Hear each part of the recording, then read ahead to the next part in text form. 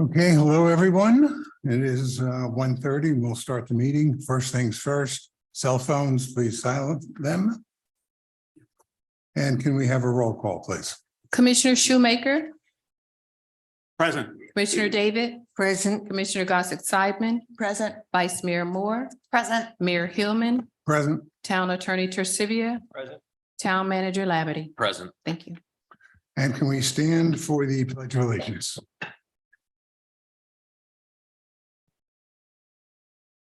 I pledge allegiance to the republic of the United States of America and to the republic which stands one nation under God, indivisible, with liberty and justice for all.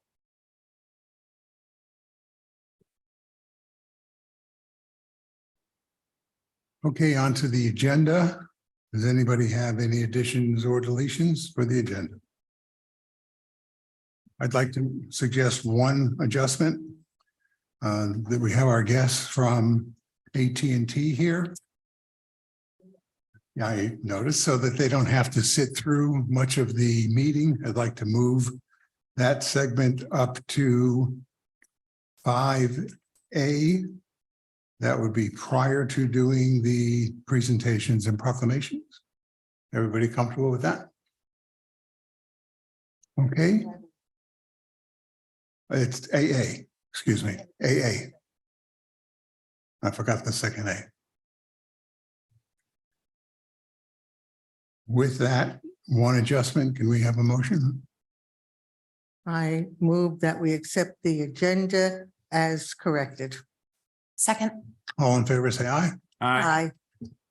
Okay, let's move on then to the AT&T discussion. We'll welcome our guests. If you would come up to the podium, introduce yourselves, please.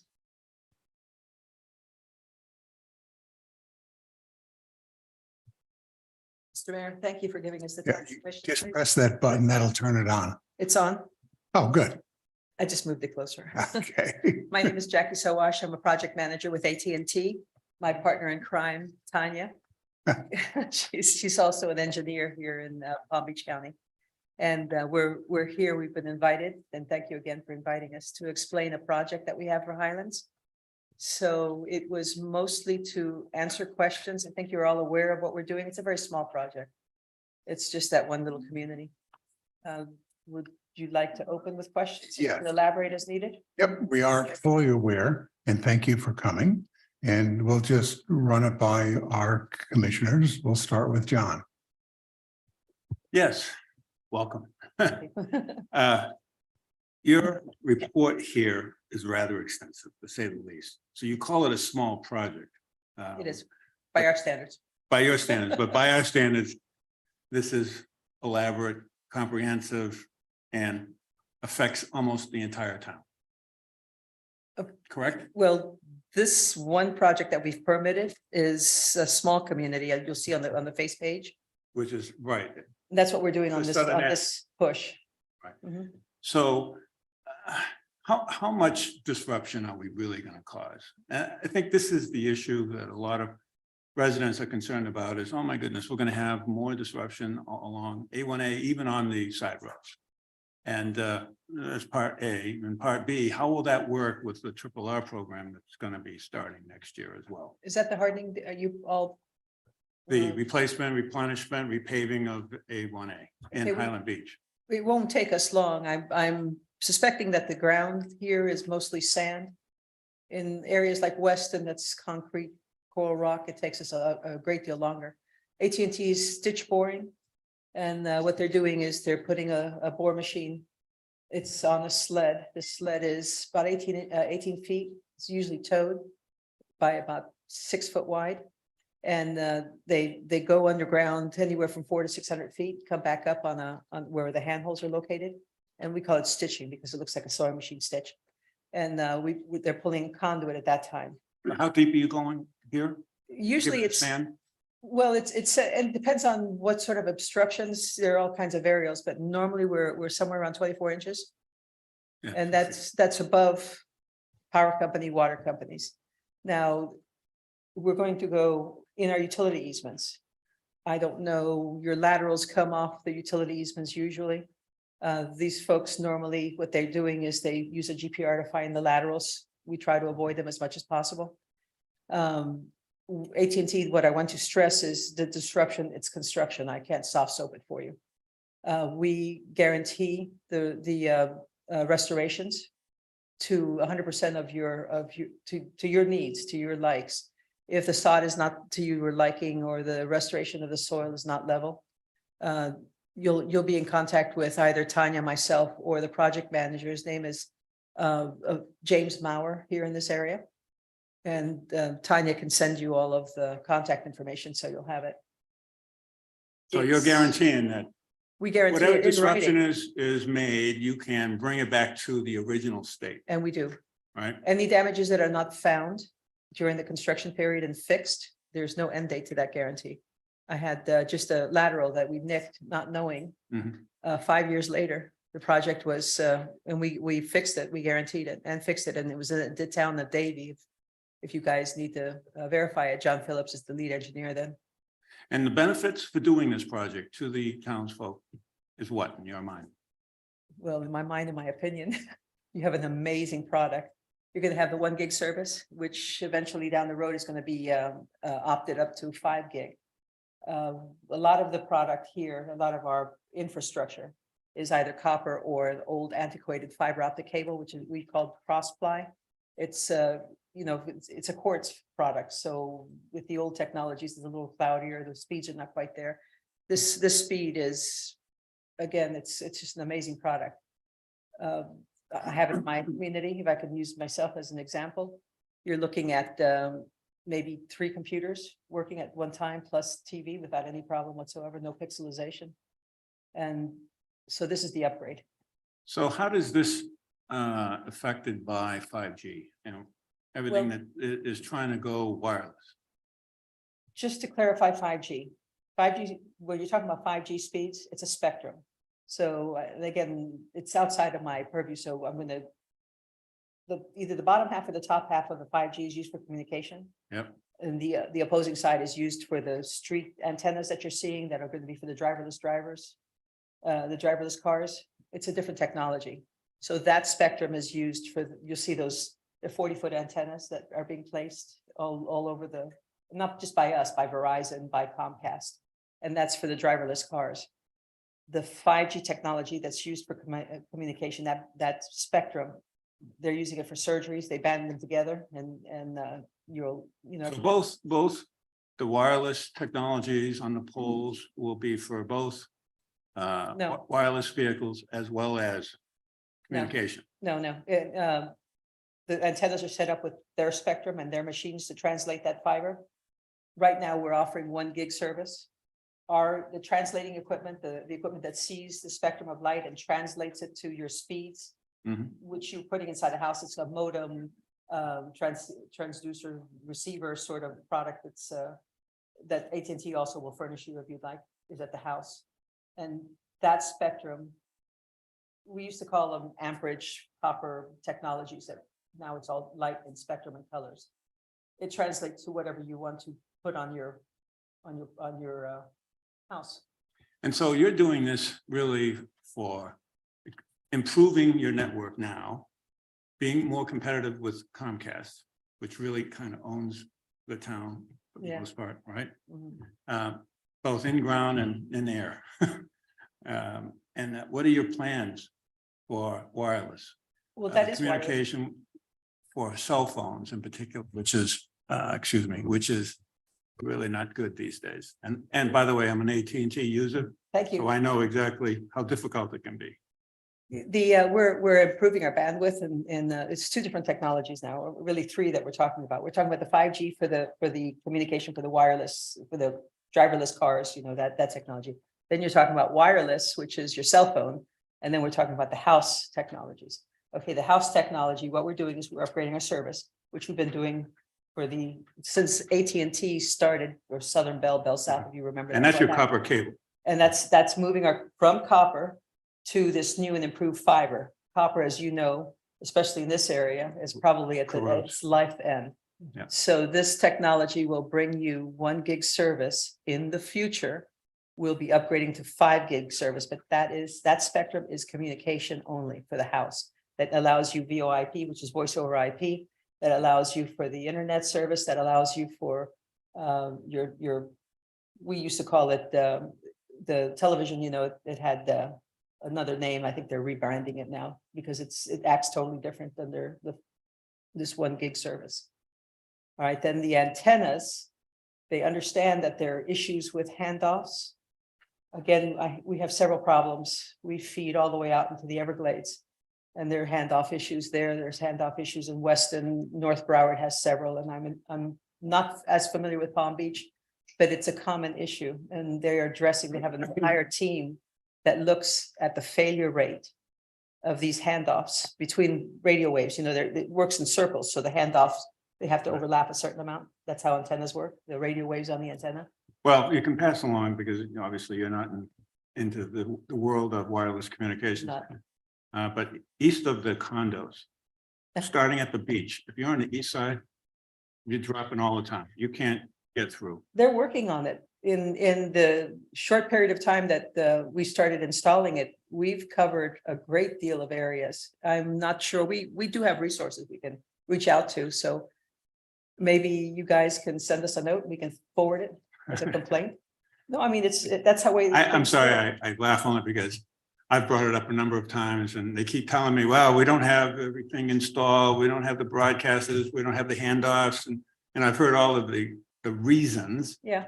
But they didn't expect any changes anytime soon. Hope springs eternal. And if we keep nudging them, they'll eventually give in, or they could tell you that they're getting ready to move in. Several calls I've made to try and bring in a community to this 1 gig service.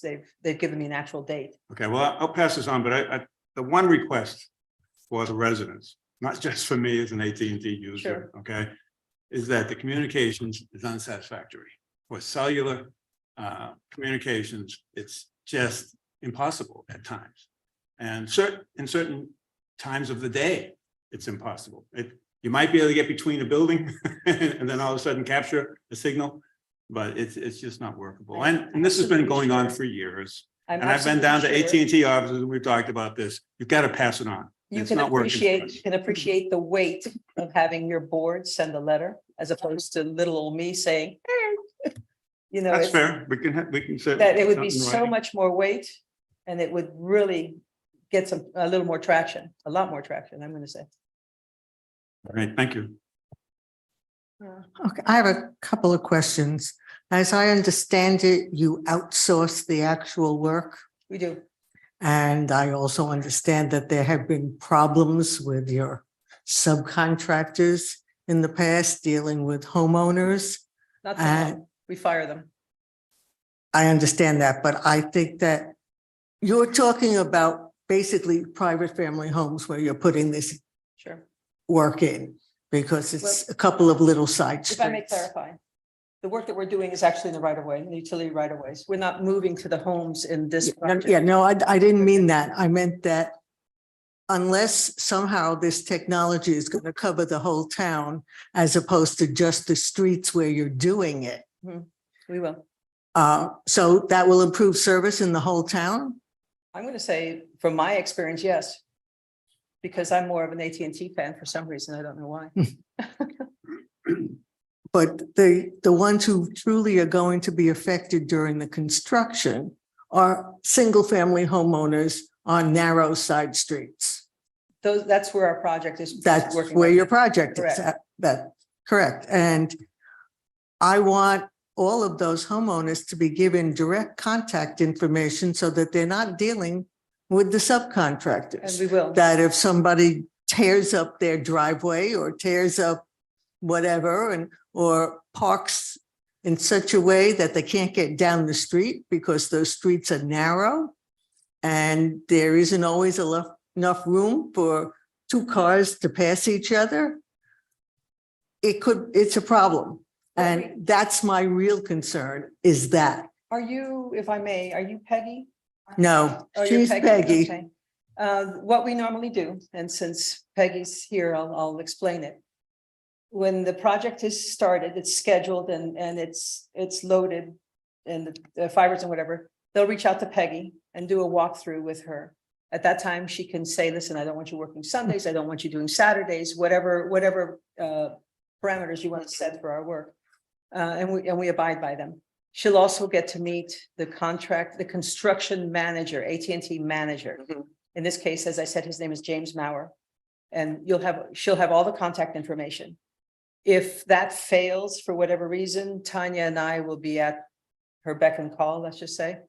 With my 40-some years experience with AT&T, I have a nice phone book. I know how to call people and get things moving.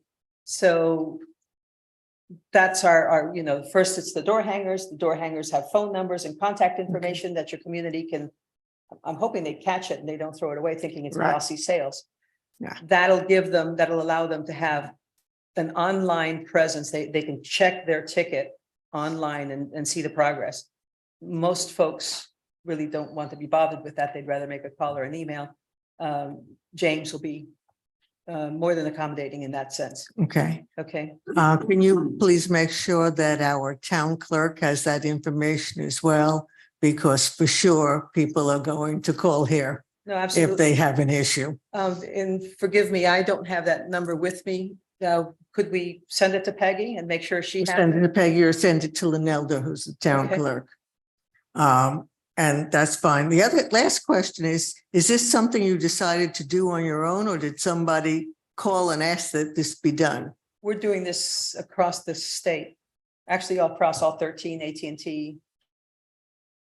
Our technology was woefully antiquated, and we've moved ahead with bringing everybody up to speed. We're competing in a very competitive market now. Although AT&T is still considered a utility in its sense, the product we are installing, or the derivative product, is in competition with Comcast, Verizon, Hotwire, all the others. All right. So are you going to be offering service to buildings? I'm going to say yes, but that's not within this project. Buildings normally reach out to AT&T because they've already purchased, let's say, a contract with Comcast, as an example. If you already have a 10-year contract, it wouldn't be beneficial for us to spend the hundreds of thousands of dollars it costs to install this equipment. I'm sure you can appreciate that. So if we're not invited to come in and install to some of the. You have been invited. We're in the process of negotiating now Oh, good. the next contract, and we represent 574 homeowners. Thank you. AT&T has not been, Responsive. pardon, Not being responsive? not been terribly responsive. Well, I'm sorry to hear that I might be able to help you with that as well. Okay. I work with marketing people. Just to clarify, my position, I am the engineer in Broward County. Tanya has asked me to help, so I came in here to help answer questions. I know that in Broward County, we have a marketing crew that we reach out to, and I can do that as well. Who would you like me to give as a contact? Would that be you? Or do you have a Yeah, it can be person, me. do you have a person that's doing your IT stuff? I'm also the president of Right. the development. Okay, good. Good. Okay, back to here. You can reach our town clerk at 578-4548. I'll get it from her when we leave. She can write it down. Okay. 278? Yeah, 278-454. There's the card. Thank you. I Okay, can't now you as got her. slim as I can because I'll end up losing everything on the way. I'm not used to carrying a pack. I've been 40 years, I've been outside. I don't even carry a purse most of the time. Okay, so now we know who to call. Yes, I do. Thank you. Okay. So, Okay, well, I'm an AT&T customer too. I hope I get more than one bar in my building. But I'm not on one of those side streets. I'm at the very southern end of the town. mhm. But yeah, my big concern is not disrupting people's lives. I know it's construction. I know it will be somewhat disrupting. You can't help that. But let's limit it as much as we can, We do. please. Well, we will, as a courtesy, if we're in their way, the construction folks have been instructed to, to whatever they're asking of them, being asked to move off the driveway, or we're blocking a turn, they need to respond. And we do hear about it if they don't. And if it's a problem with the contractors being rude or nasty, they really do get fired. We don't tolerate that. Good. Thank you. Mr. Mayor? You know, Peggy gets to talk. Full disclosure, lovely Tanya called me last summer seeking our homeowners association group for information regarding this Bellito area job. So our president, Ron Brown, was out of town, so I stepped in, gave her the contacts for town, being Pat Roman and our town manager, Marshall Labadie. And anyway, we had several conversations regarding this project. It came to light by other residents in Bellito, including Vice Mayor Moore's street and my street, which are two separate streets, that the north end of Intracoastal Drive is undergrounded already, and a good portion of the south end of Tranquility Drive is undergrounded. Therefore, residents in our community got together and said, oh, gee, maybe we could underground the rest of the street, because what you have is up and down wires, up and down with guidelines and guide wires, and it's just rather a mishmash. So we had several conversations. A resident in our area offered to try to get a coalition to, if necessary, pay for the rest of the undergrounding rather than have this up and down effect. And it was summertime and it was not possible at the time. The reason these parts of the town are undergrounded is developers came in, builders and developers, and accessed the right of way before Mr. Labadie was here and before most of us were here. And without the code in effect, they just came in and undergrounded, ran ground straps across the road, which laid there for weeks, tying into the main line and to get off the island. So at the time, the residents said, gee, this would be great, but as things go with a group of people, it never took place that they wished to jump in and underground, nor did the association have enough homeowners interested. And so we have had several discussions about this. Meanwhile, in East Boca is undergrounding a whole lot of their wires at FP&L and AT&T cost. Why? I don't know. Is it useful to be undergrounded? I don't know. I feel that this up and down effect is just odd and needs to be addressed down the road. And I understand from Tanya, we talked this morning again, that because the poles are FP&L poles, the AT&T cannot come in and do their own thing there because they don't own the poles. So there's all these other issues involved. So I think as a commission in a town, we could look at this down the road. Certainly, we're not going to do a $15 million undergrounding at taxpayer cost. But if there are concerns about undergrounding, why can't we get on the project that is paid for by the utility companies, or just stop this up and down effect, which is odd. So that's the background that I know of. And my questions, a couple of them, is doesn't 5G have to be above ground? No. It doesn't Depending on have to the be above spectrum. ground? I thought I had heard that from someone. Well, who ran remember, it. there's one of them is doing the antennas, and that's above Right, I ground. got that, right. The antenna is above ground, but the fiber is underground, and then it all depends. The communication 5G is a translation at the house. Fiber is the same because it's that clear. When they push out 5G, that's equipment in the office, in our central office, and equipment at the house. There probably won't be any more construction on that, and that'll be buried. If it's buried, it'll stay buried. If it's aerial, it'll stay aerial. If I may suggest, there's a place in Pompano, it's called Harbor Beach.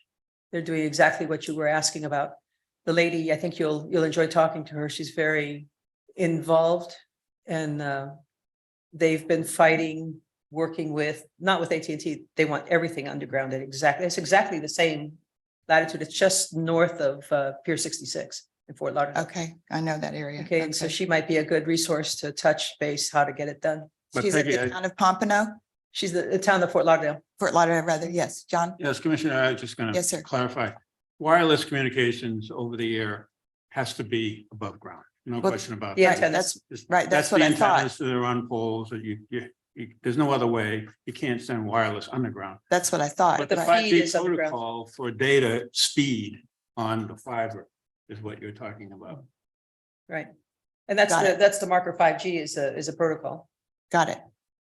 I'm just wondering how that fits in with undergrounding in these areas. And how did East Boca get chosen to be undergrounded? Do you know? Just, I know don't, it wasn't sorry. your personal choice of your company, but you don't know.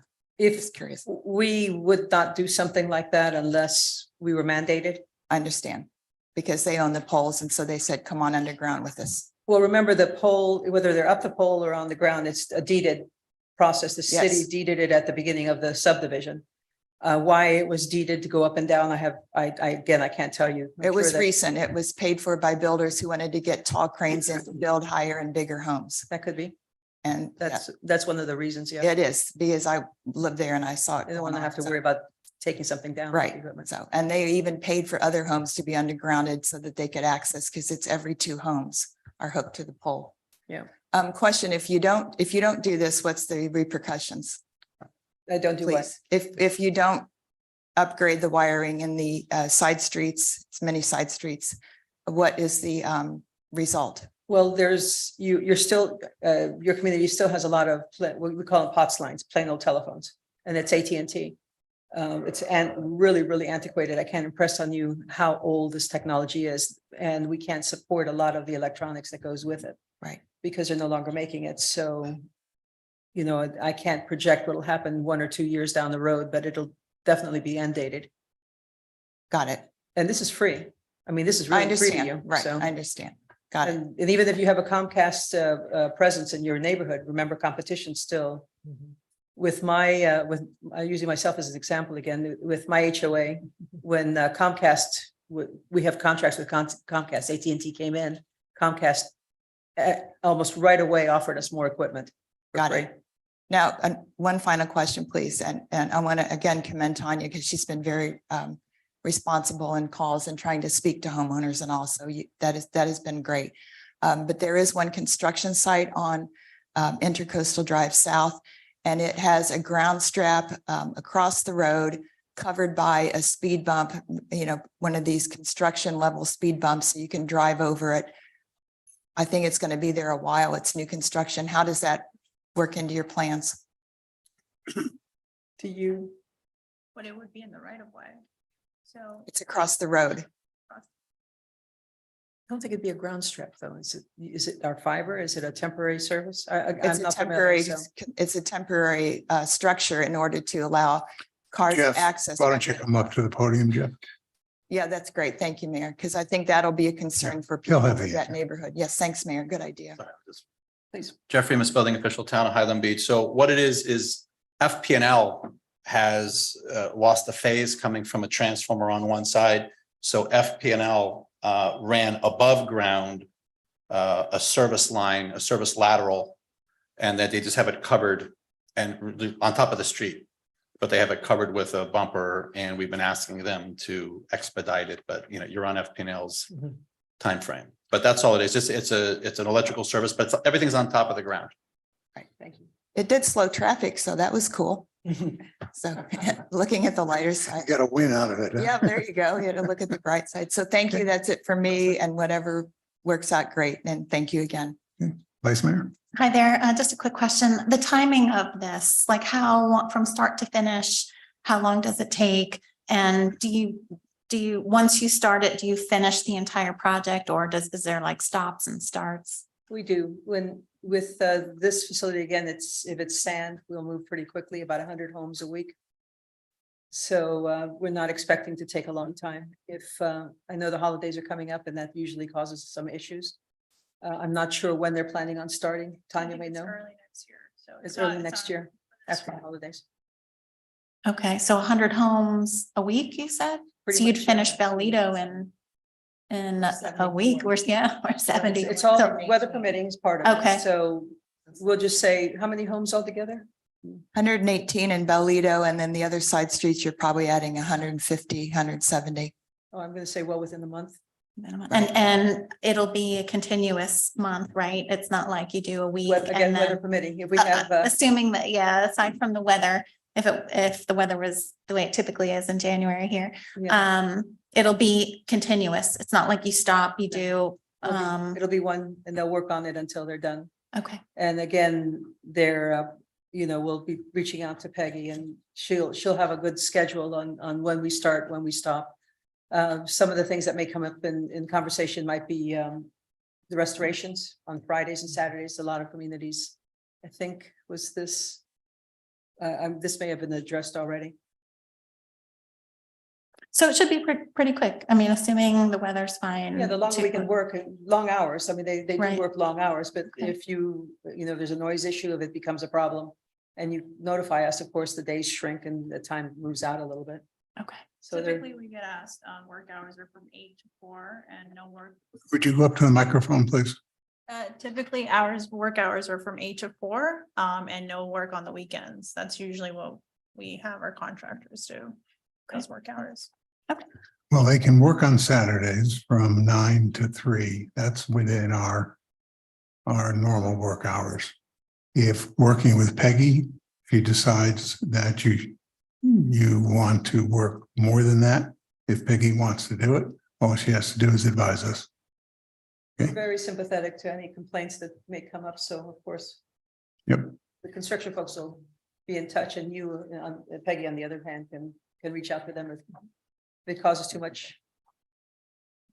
Okay, a couple of things. It's one crew. One crew is working on this. We won't know that until they deploy the crews, but it's not uncommon to have more than one crew. We would like to have more than one crew. Can we request that? That would be up to the construction folks, and again, when our construction manager. We'd like to formally request more than one crew so this can get done faster. We will make a note. Okay. Tell them. Okay. Secondly, how deep did you say you were planning on going? It all depends on where the utilities are, and it's on the design. Normally, it's about 24 inches, 40, it's about 48-inch minimum. 40 inch. Okay, you're not going to, don't assume it's going to be all sand. You're going to have impacted dirt, you're going to have water. So be prepared. Okay, not all sand. They've been working this area, so I'm sure that they have the experience. And we can only speak hypothetically because we're not involved in the actual construction. So I'm absolutely sure that these folks will know. Okay. But again, sand is not sand water. That's not really coral rock is the problem. You don't have to worry about that. Yeah, sand, dirt, compacted dirt, these are boring machines with diamond heads on Fine. them. It's- Okay. We're obviously here to protect the residents, and that's what our concern is, and we have continued to hear horror stories about your subs. And yeah, you fired them, which is great. We don't know which subs, and we don't know which ones you fired, and we really don't care, okay? Yeah. We just care about our residents. So if anybody gets out of line, we're gonna be on you real fast. That's fine. And Okay. one of the things, and I'm sure you know this too, that we deal with the customer complaints. They're the very noisy things that you read about on the internet. Rarely do they go back and say, oh, yeah, they handled it within 12 hours. Sure, yeah. So People are not going to be complimenting you on the internet. Believe me, we recognize that. But we're concerned about parking. That was brought up by one of my fellow commissioners. Things like parking in our swales and ruining the swales, total no-no. So we need to have a briefing session with whoever's in charge of your subs. We'd like them to come in here, introduce themselves, meet with our town manager so that he can discuss with them exactly how they're going to prep areas, where they're going to park, how many people they're going to have, what their work hours are, where they're going to put machinery. Because all they have to do is ruin a swale, and then we're looking at big problems. yeah, are those swales part of the easement? Is that the right of way or the utility? Oh, it's right next to it. Right next to it, okay. Yep.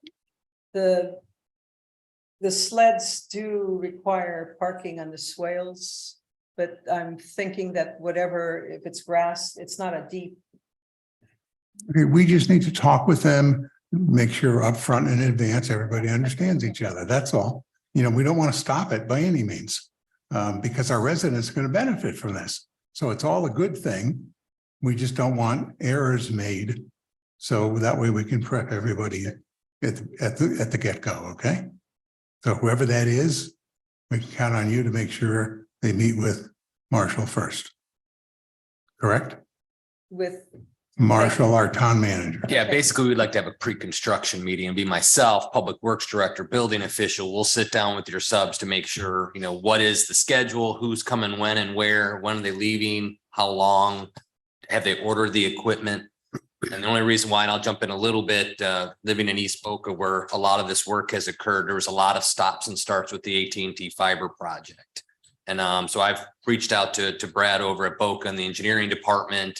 They said they spend a lot of time. It's a much bigger project, no doubt, but we just want to make sure that we have a contact with the sub at the beginning of the project and we have that direct contact.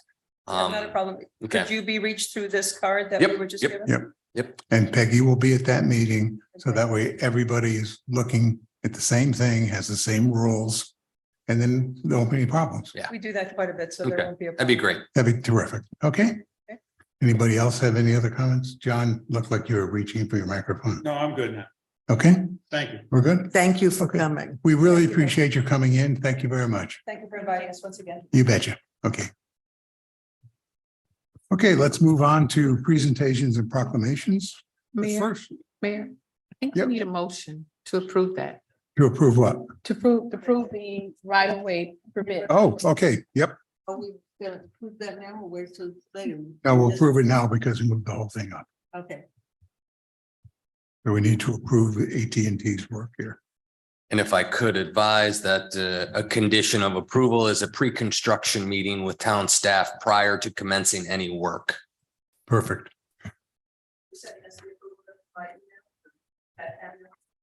It'll- Okay, we can send a note out to you. Yeah, And Jeff it'll will also send be it. in our minutes. Yeah, we'll get it to you. Yes. And then they'll call you to set up the meeting. Do we have her number? Because we contacted you to come here. Here's, okay, great. Okay, we need the motion. Okay. I move that we accept the AT&T permit to work in the right of way, subject to their having a pre-construction meeting with town officials. I second that. All in favor? Aye. Aye. You got it. Okay, thank you again for coming. We appreciate it. Okay. Okay, let's move on now to proclamations. The first one is the Veterans Day proclamation. And I'm thinking, John, would you like to read that proclamation? I'd be glad to. Absolutely. Excellent. Okay, excellent. So we have a proclamation to make here in recognition of Veterans Day, which is November 11th, 2022. Whereas November 11th is Veterans Day, a federal holiday that is meant to honor all veterans of the uniformed services who served or are still serving during times of peace as well as war.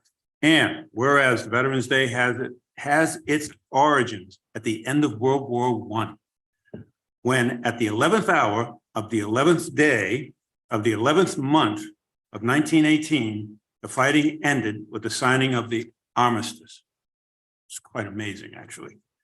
And whereas on November 11th, 1919, President Woodrow Wilson formally declared the day as Armistice Day in order to reflect on and honor the sacrifices made by service members during World War I. And whereas the name was changed to Veterans Day by an act of Congress on May 24th, 1954, in October of that year, President Eisenhower called on all citizens to observe the day by remembering the sacrifices of all those who fought so gallantly and through rededication to the task of promoting and enduring peace. The president referred to the change of name to Veterans Day in honor of the servicemen of all America's wars. Whereas we recognize all active duty veterans serving across the world today. Whereas the theme for Veterans Day 2022 is honor. Veterans are proud of their military service in defending our nation. Honor reflects the military value and tradition of answering the call to duty.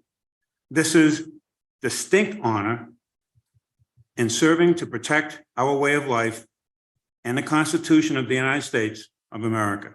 Now, therefore, I, Douglas Hillman, Mayor of the town of Highland Beach, Florida, on behalf of the town commission, do hereby acknowledge and recognize November 11th, 2022 as Veterans Day. We call upon all Highland Beach residents to commend and thank all residents, all veterans, our veterans, for their courage, honor, and dedication to the United States Armed Forces. And witness wherefore I have hereunto set my hand and caused the official seal of the town of Highland Beach, Florida, to be affixed this first day of November 2022. Thank you. Thank you, John. Well done.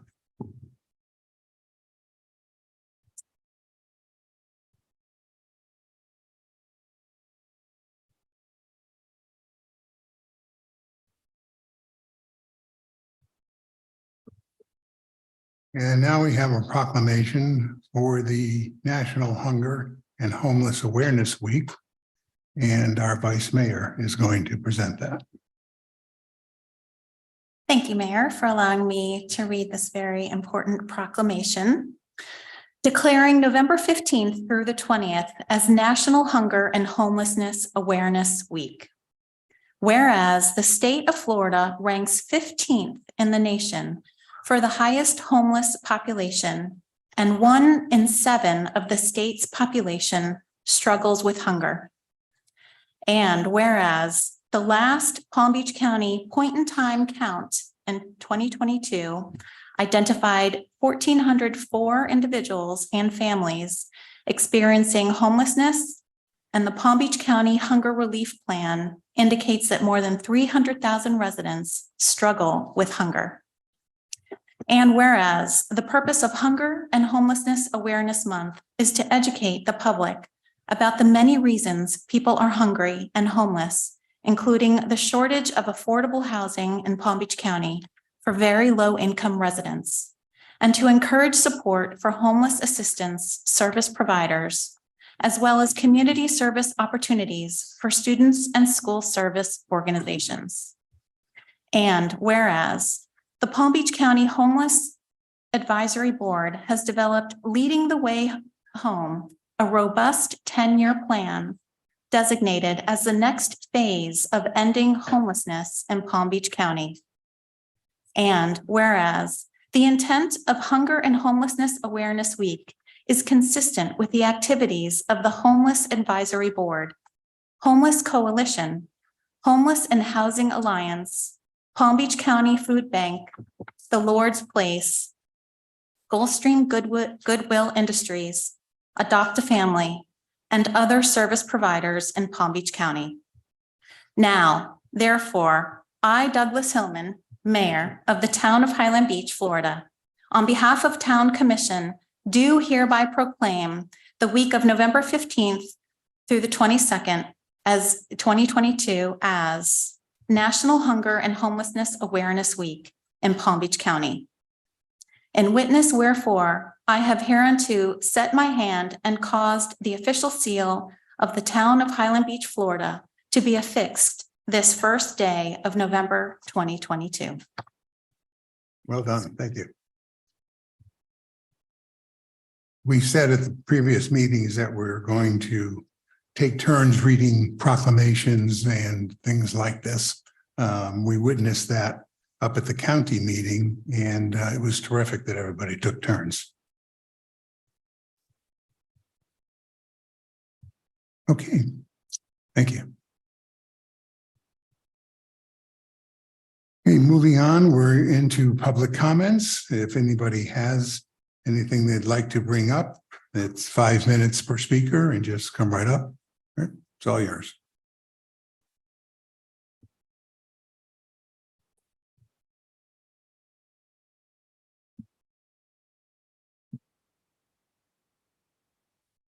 Rick Greenwald, Tranquility Drive, Highland Beach. I'll just take a minute.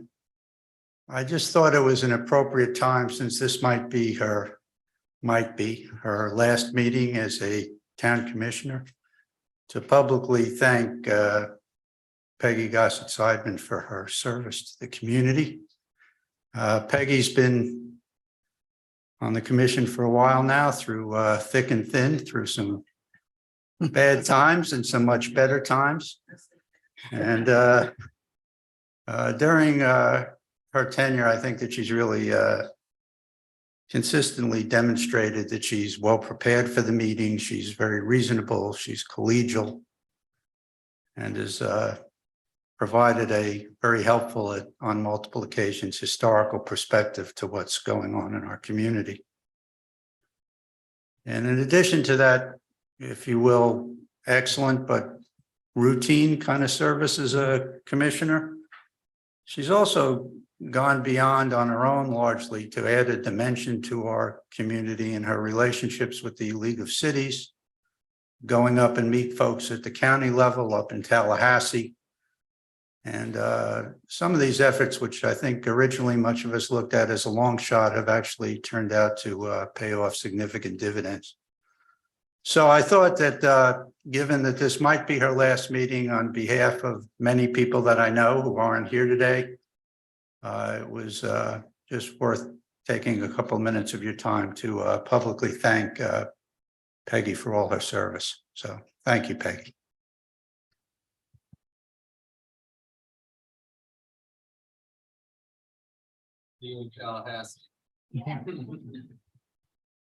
Taking on bigger and better. And I'm Barry Slyman, obviously from Intracoastal Drive. And Ricky took away most of my words there already. But I came because I was driving home and hit me case the last day possibly. So I want to thank the whole entire commission for their service to the town and to the county. And I think you guys all do really a great job getting to know you all these years. And I really appreciate it. Thank you. Actually, we have another meeting on Friday. So you're not out yet. Back then, Anybody else? gentlemen. Tim Rotolo, Ocean Drive. I didn't see a Friday meeting on your meetings and events list. It was just called this morning. So wouldn't it be appropriate to add that to the agenda? The packet was already out. Agenda so, yeah. was published. Okay. So it'll be published tomorrow morning, like our other meetings, posted all of our places and on our website. We'll let folks know via I'm not- communication too. I'm not sure if your last two public commenters knew about the meeting Friday. But they were alluding to the fact that it might be her last meeting. I'm of the understanding through the town clerk that Friday's meeting will actually be her last meeting as required by law.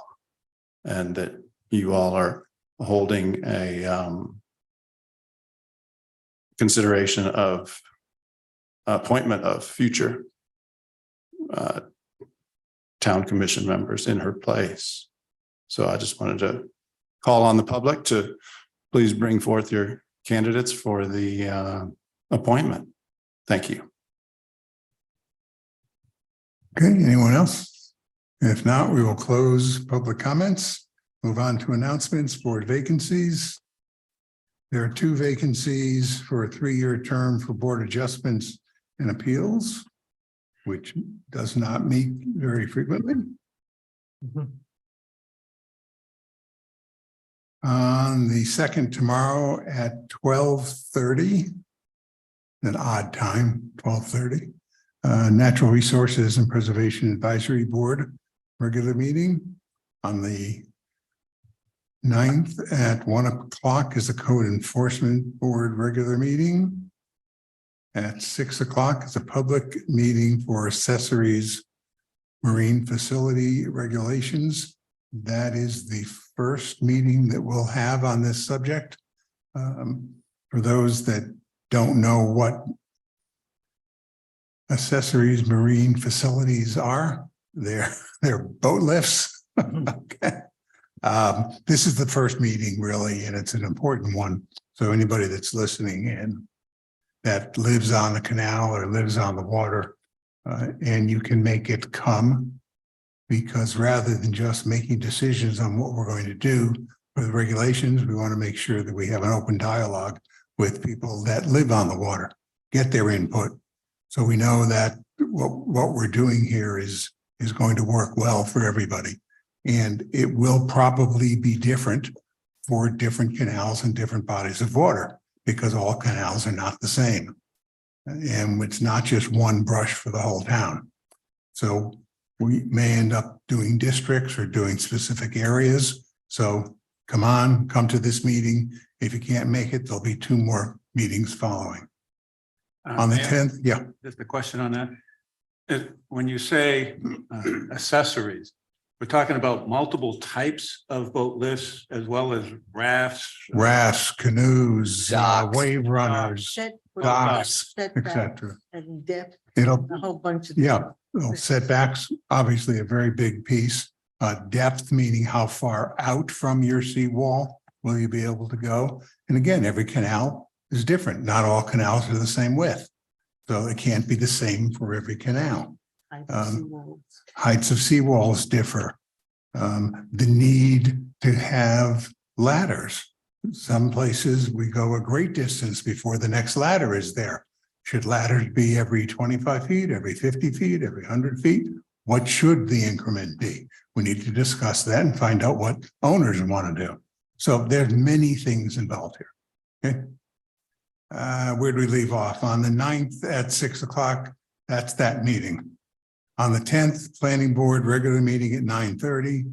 Also on the 10th at 6 o'clock is the second Marine Accessories meeting. On the 11th, town hall is closed for Veterans Day. On the 15th is the next town commission meeting. That's at 1:30. And on December 7th, 6 o'clock, that's the third of the 3 public meetings on marine accessories. Board action report, Natural Resources Preservation Advisory Board Chairperson is here to bring us up to date on what they have done. And obviously you can fill us in on how it went the other night. Yes, thank you so So much. welcome, Nicole. Thank you for coming. Thank you, Mayor Hillman and the rest of the commission.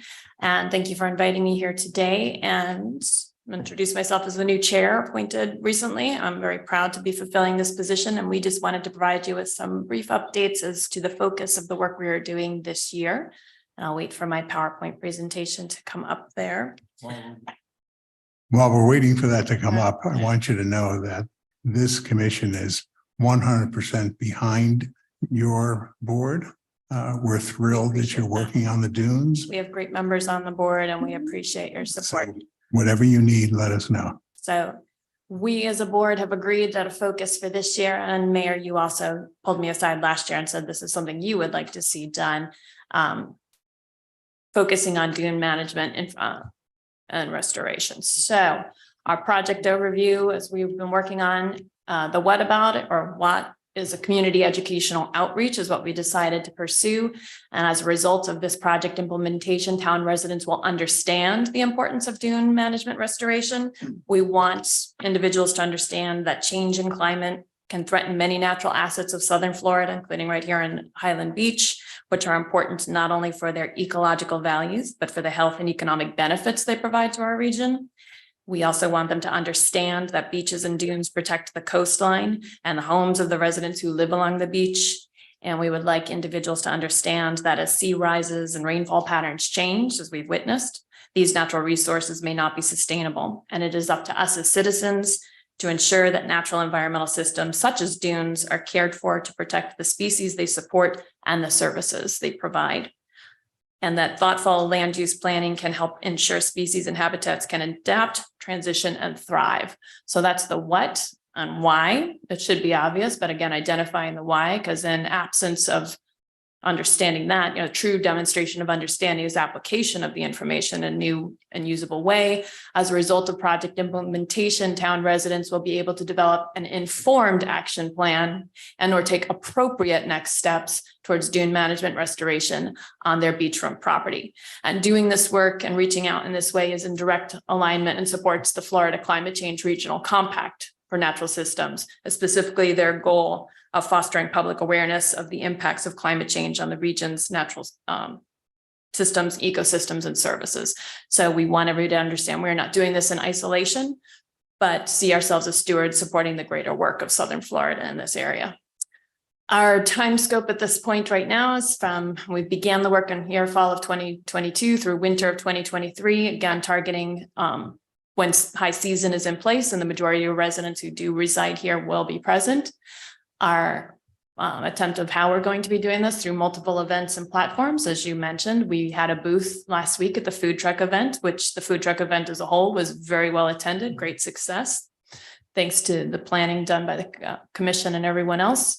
And we did have a lot of traffic at the booth and people talking to us, not just about dune restoration management, but also we are very happy to see many individuals even inquiring about the bucket trees and how they can get involved or how they can, you know, Mr. Shoemaker, you asked too, or Commissioner Shoemaker, you asked, how can we get more of those? That's up for discussion, but that individuals are cognizant and aware of the work that is being done, again, as a sign of the work that is being done is understood, appreciated, and public awareness is present.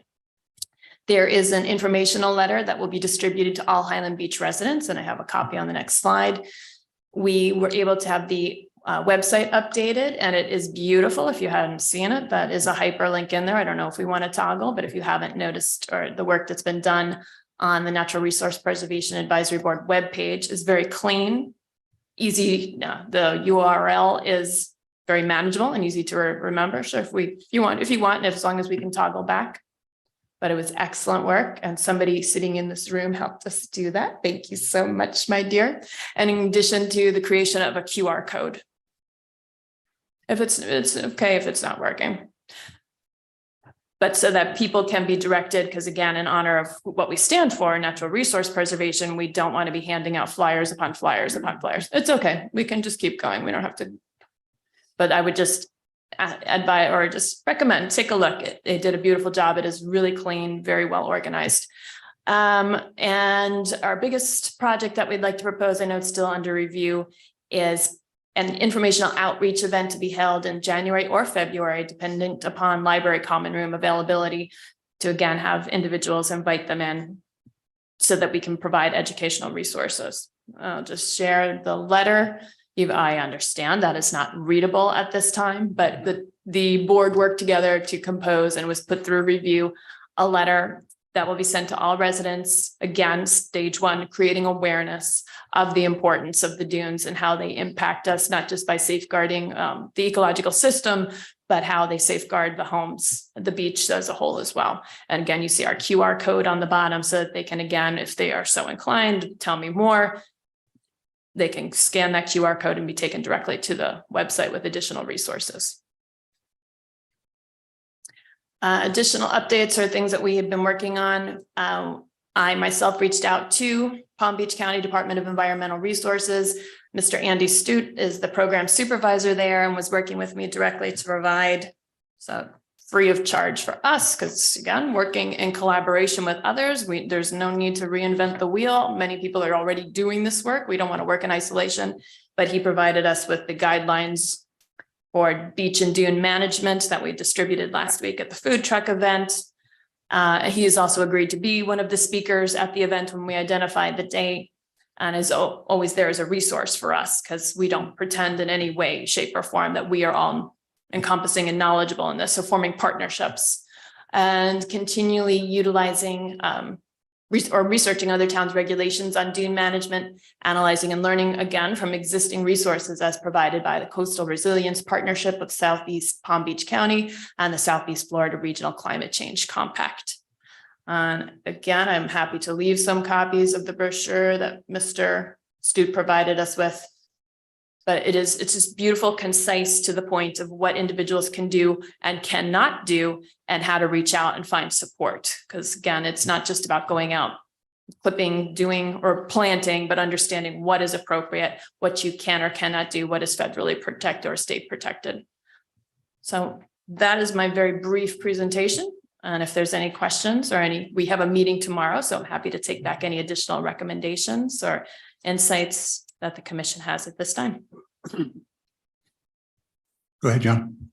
So I thought you did a great job with your booth. I think it was really exceptional. It was large. You had the banners. It attracted attention, which is what we want. Thank you. So your charter really is to focus on the dunes. I just want to make sure that it's the dunes and it's the beach.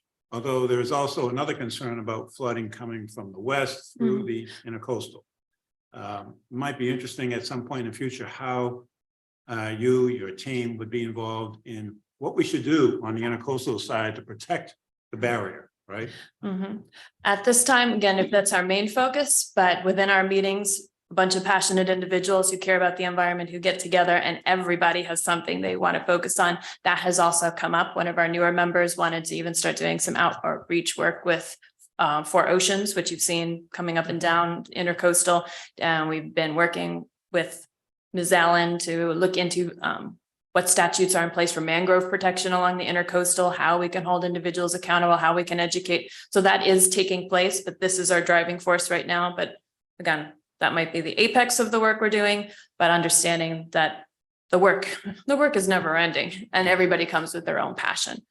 So I have two other points to make. One is I learned from past discussions about what to do along the beach. First, you need sand from the beach, and then you need grass before we get to the sea grapes, right? The sea oats.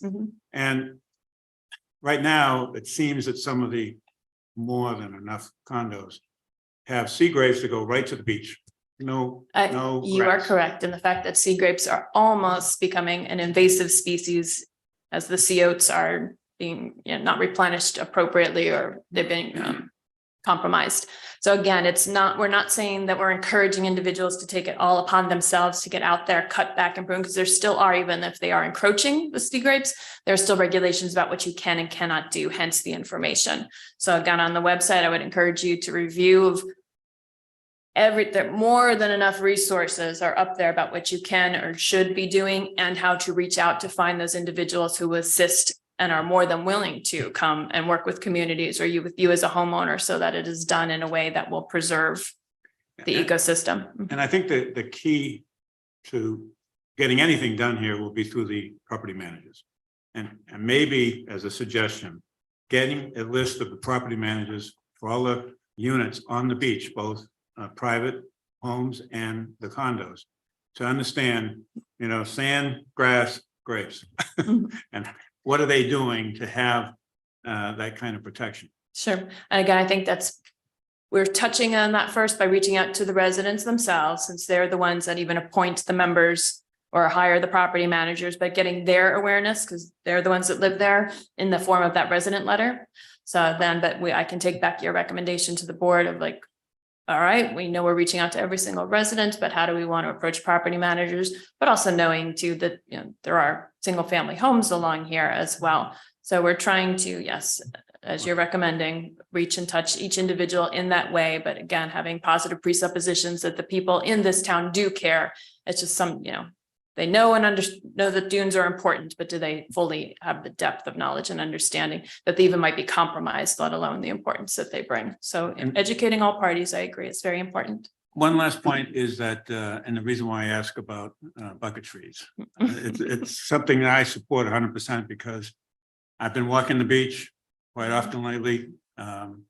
And from here to Delray Sands and back, there is a lot of plastic. It is just all over the beach. And then when we had one of those boats, migrant boats that A crashed couple of weeks ago. ashore, it was all the styrofoam was everywhere. And it's a real problem. So we've got to get more buckets and people are taking their own trash bags out. I've seen that. And they're going along and they're picking stuff up. So As I mentioned last Thursday when you stopped me, and I appreciate your interest in the situation, and we had that brief discussion. I think then my recommendation would be to go back then to the original property managers of the associations that Ms. Allen reached out to everyone and said, are you interested in having a bucket tree at the foot of your stairs or your easement or entryway?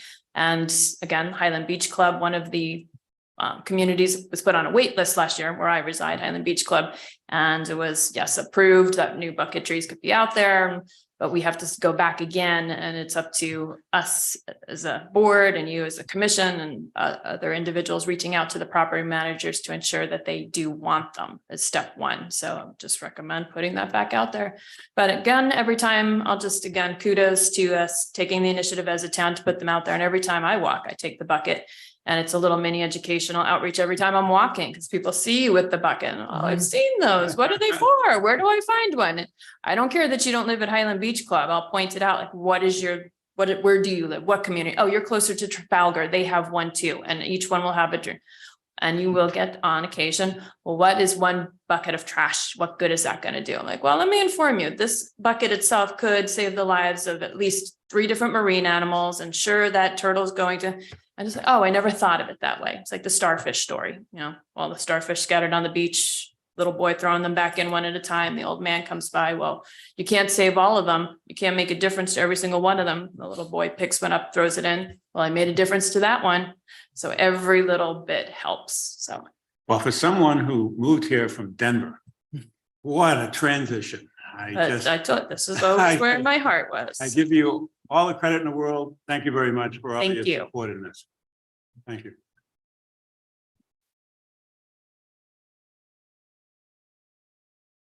No, I was just gonna say thank you that the biggest challenge is education. And you seem to have a really concise, informative program set up. So now we just have to get people to listen. Greg? Thank you very much. Thank you very much for your time and your help. It's a lot of work. We have 3.1 miles here to save and restore. When you get a chance, if you drive north, check out Juno Beach. They historically were the best municipality in the county to preserve their beachfront on both sides of Federal Highway and A1A. Okay. It's an incredible job. I took a picture last week there where the condos all had the turtle lights in the orange glow, and it was, you could see the difference. So I think I have that picture I'll share with the commission. And secondly, Delray Sands has done a great job of preserving a lot of its beachfront, and they should be credited. I've been going there since I was a kid, and it hasn't changed a lot, which is to their credit. So thank you for your hard work, and I'm sure the community will step up. We have a lot of great environmentally minded people in town. I would say a majority. And so thank you. Hi there. So I guess my question, it sounds like you are very well informed and you probably have a lot of great people on the board, but I'm just wondering, would there ever be a reason to hire a firm that would do a Evaluation. an evaluation of the dunes and like very specific, like I'm looking at the link on the website and there's a lot of links to like guidelines and these kind of species, but I guess my concern is when we don't take the next step with very much more specific guidelines and even like with an organization that is perhaps more professional and has specific expertise with that type of thing, if that would help. And I think that is the focus of the informational outreach night that we would provide. Those experts would be present because we're not saying that everybody has to become their own backyard expert. There are a lot of statutes that need to be upheld as it pertains to management and restoration. So that would be the main focus. Again, bringing in not only Mr. Stute, who I mentioned from the county, but board member Chapelier has individuals that she knows of that want to come in, companies that's their specialty. If you check out, there is a PowerPoint that Maggie Chapelier put together that identifies different individuals, and that is their specialty and what they are certified to do. So ensuring again that it's all in one place, that people have access, that they know they can find support in different ways. We are always researching and reviewing even grant opportunities and understanding, and we're very fortunate to work with town manager, town planner to understand how we can or cannot sometimes take advantage, but we're always like throwing all the ideas out, discussing them. And we have great support from Ms. Allen to put together our action plan. Again, we're meeting again tomorrow. We've been called a special meeting that we just had. So we are putting the time in to do the work, but thank you. Yes. So we what's the understand. expectation? Each condo building or unit owner or single family homeowner, they would engage the services of a professional firm to In our best hopes, again, first and foremost is awareness, right? Understanding what do we need to know now that we know what we know, what are our next steps, what action plan, right? An informed action plan and best next steps, and then where to go for resources. So some people, they're golden. They're back. They are. Their So there backyards are some- good. There are some that are Okay, very well that- preserved. Others, okay. again, I want to have positive presuppositions. They're not out there assuming like, well, I don't care, I'm going to trash it. They may not know. So until we do this research or outreach, and again, the first and foremost is the letter, but providing them with access to resources, but in our best hopes, yes, that everybody becomes informed. If we have individuals that maybe we can offer additional support or additional ways, we have to learn as we go. We have to be fluid and flexible and learn as we go, but we have a comprehensive approach right now. Guys, we're still fleshing it out, still waiting to see if we're going to get approval to hold the educational outreach meeting in January, February. We were Really? told that has to be put forth and reviewed by, I believe, even Mr. Labadie. That was part from, if I understand correctly, correct me if I'm wrong, but I understood that might have to go before you as to plan, and yeah. Let me- Always learning the protocols. I reached I out to the know, I know, library. I know. Yeah. Reach out to the library. Yes. Yeah, like, okay. So we Yes. are very active and Right. eager. To Let me- figure Again, let me- I'm one of those, I'd rather like act first, I ask for know. forgiveness later. Let me So we're jump in. actively planning Yeah. and putting it into play as we can within the time frame that we have even to work together. Let me jump in and see if I Yes, can Mayor. short this down a little bit.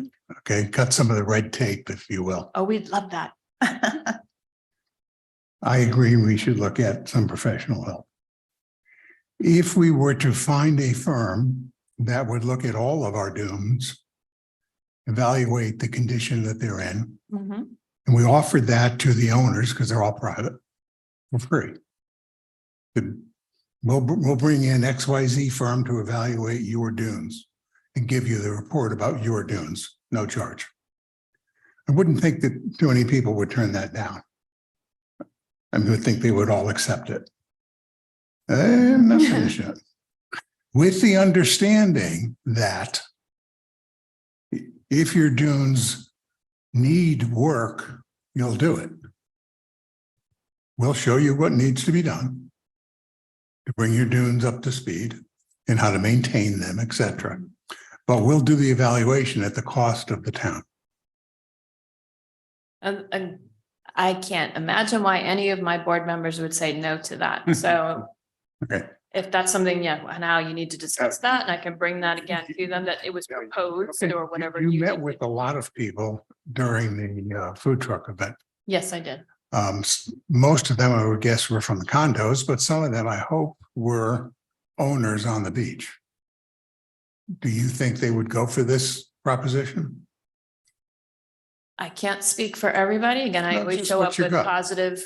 I inherently believe people are good and care. They live on the ocean. They love the ocean. They want this to be maintained. It's not that they don't care. So, but can I speak for everybody? But No, is it, just- is it the first step of, yes, offering this? I think I would say the majority would be happy to work in I'm not asking you partnership to with the speak town. for them. Just, you're closer to them than I am, that's all. I think we all work collaboratively together and have a collective understanding of the town we live in. But I would go forward with that. I would have a hard time believing that when individuals are supported, instead of, again, it was first discussed, well, should we just go knock on doors and point the finger, Right. you know, Yeah, no, that never goes over well. But when we show up in collaboration and are offering support to work alongside and do this, I don't see why anybody would turn that down. it's kind of a Mhm. public-private. Is there any legal reason why we couldn't do this, sir? No, you could go out for proposals, get a firm to do that, and then like I said, you'll probably have separate agreements with the condos that says we're offering this for free. And but the report shows something, then you must be obligated to, I presume, do the work within some period of time. Yeah, it would, I'm not asking them to sign a contract. It's an understanding. Mhm. And exactly. Mayor? Yeah, If I could suggest before you look into the private sector, there are several state agencies who come out and they do evaluations at no charge. We might contact DEP and Department of Natural Resources. And then further, there's Mounts Botanical Gardens based in West Palm Beach, which will send I can't say anyone, but they'll send out natural environmental people to evaluate yards and beaches at no charge. And they'll make, they have no skin in the game. So we might check out those first. Great. Mounts is great. They came out and looked at the fruit trees 15 years ago, but roughly when we had the fruit trees being sentenced. And I would take it on us. So And those would we be a would be great happy to do avenue. that research again, and having formed partnerships with Palm Beach County. They too could offer resources. So I can bring it to the board. We Okay. could be happy to do the research for you on your behalf. if And you lastly, will. University of Florida, they also provide that service. Marshall. What do you think? I would think we would want to tie it to the update to our beach feasibility or erosion study we had done about 10 years ago. And under that auspice, we could be looking at dunes as we're also looking at beach erosion, 2 birds, 1 stone. And then within that, they could identify zones or groups of properties as they move through. And then it'd be exactly what the Natural Resource Advisory Board was working on. Like, here's your solution to fix these problems. But it also allows us to take another look at our dune system and our beach erosion per that study. It's been about 10 years-ish, if I recall. So we're probably due to send somebody out there so we kind of tie that all together. Interesting. Yeah. Okay. And of course, they are interrelated anyway, with the beach erosion, Right. dune maintenance. Perfect tie is together. Yeah. Completely tied to. What does the commission think? Yeah, I think it's a great idea, among other things, because the beach is bigger and smaller and it's a living thing and it moves. A 10-year check is a great idea because you've got cycles that have gone through. So we'll know if we have substantially lost or if it's roughly the same. And what can we do to make sure it stays that way? And the only thing that any of us and any of the owners on the beach can do is protect their dunes. We're not bringing sand in. No, You know. not bringing sand. Yep. John, you in? Well, definitely would support this, the only looking at the downside. I'd like to understand those who would not support this and what would their reasons be. Oh, we'll find that out if they say no. Yeah, exactly, and then how to deal with it, you know? So, Cross that bridge when we come to it, I guess. Yeah. exactly. Yeah, I think it's a great idea. And I also like that it's another organization that's identifying properties that need help as opposed to residents saying, Right. you need help. So I like having that separation I from the agree. residents and, Yep. another organization. And who did that study 10 years ago? Off the top of my head, I don't recall, but whoever it wasn't- is, a firm, It was a firm. it was like an engineering, coastal engineering firm, marine engineering firm that basically does this for the state and does it for Okay. counties and stuff. And we had one done. I think it was, the study was 13, report issued in 15. So I think we're due. We're at the 10-year model. So I'll get our purchasing folks to work with the Natural Resource Advisory, draft up some scope of work.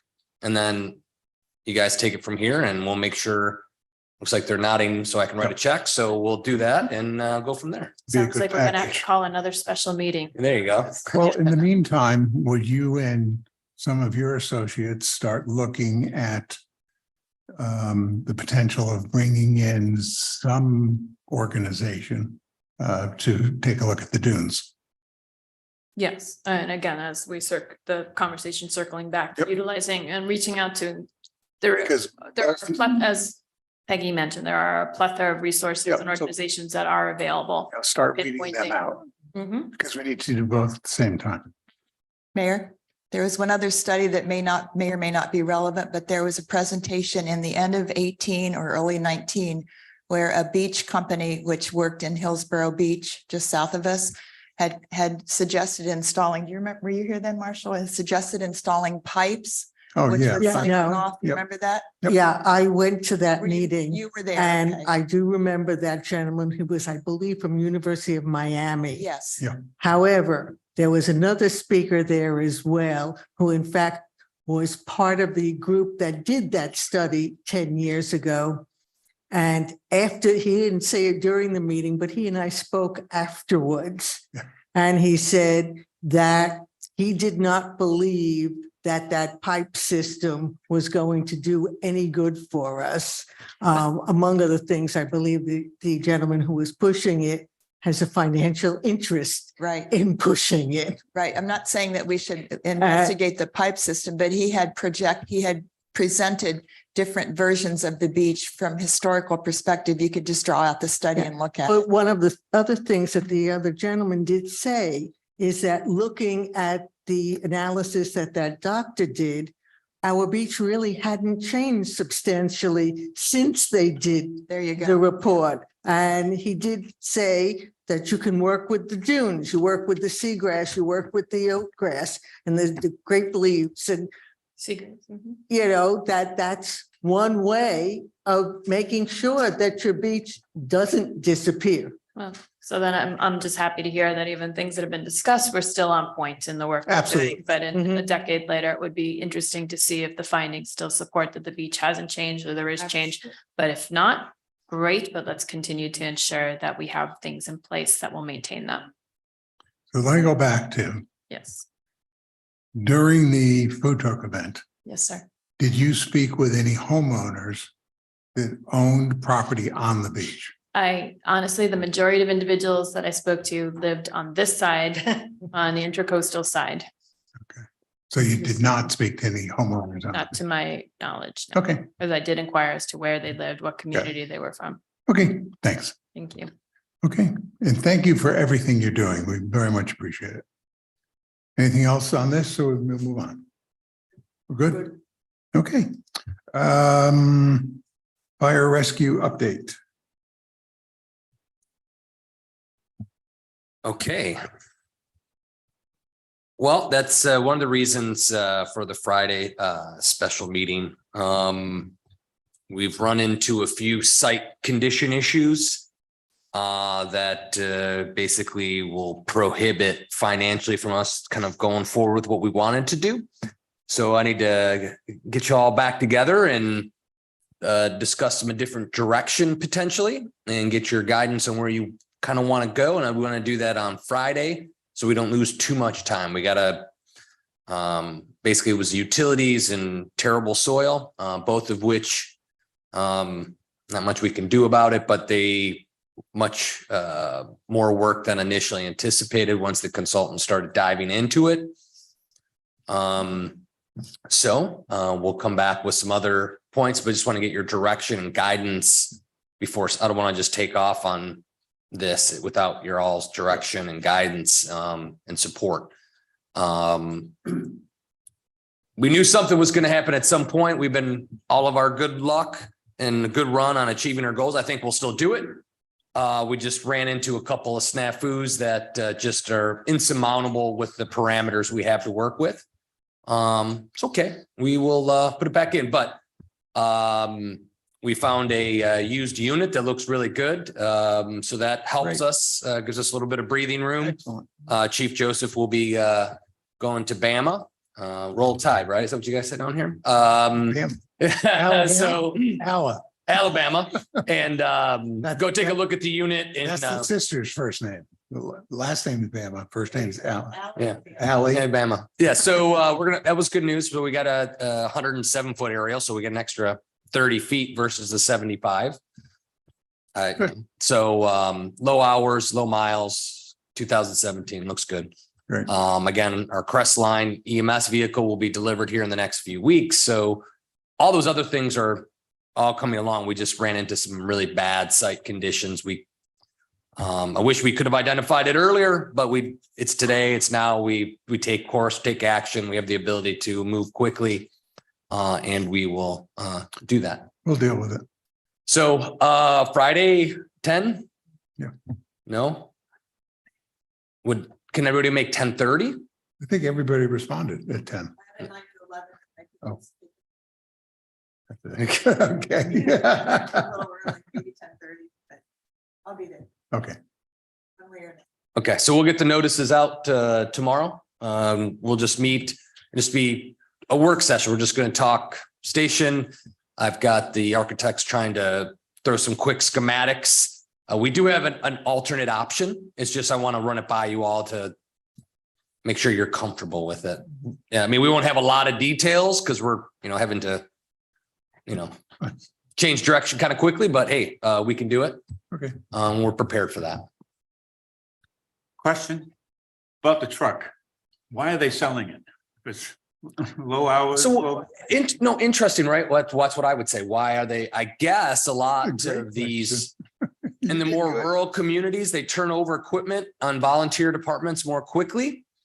So, and we've been maybe again a continuation of our good luck and connections and calling everybody. I mean, most of the used stuff is like 2005 to 2009, and I was really uncomfortable. Yeah. If we do this start, let's get a little bit newer. And we just happened to make some calls, found a 17 at a community in outside of Birmingham, was looking to get rid of it. So their change of direction, our win. So, we're going to make that connection again, as long as everything looks good, but hours, use rates, aerial and pumper certifications are all, so it's good. So, As long as it didn't get caught in a fire, we'll be okay. or a hurricane. So we're good.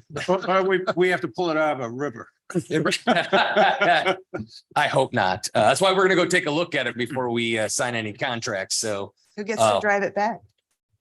I guess Chief will drive it back. That'd be fun. I think we're making some arrangements because when we acquire, we're going to acquire it like soon, like within the next 6 weeks. We don't need it for a year and a half. So I guess Chief knows somebody that's got some place to store it in the general area of the Southeast in a enclosure and could run and operate it, keep it running and everything for us until we need it. So that's the secondary component that it's tied to it. So good news, bad news in the site, but good news on that front. Okay. Which was a saving, a big, what was it, $500,000 savings by doing? Yeah, about something? 400. Yeah. So, I mean, it does help. So originally we contemplated 1.2 million for a new aerial. This one probably about 850-ish. So, looks good. I mean, we'll have to do some painting and, new wraps. Again, we're working on that through whatever that Ace company to get you some graphics so you know what it looks like. Cause we'll get the EMS vehicle. It's just basically a big white box. And then we wrap it with our colors and patterns, whatever you guys choose. Okay. Good.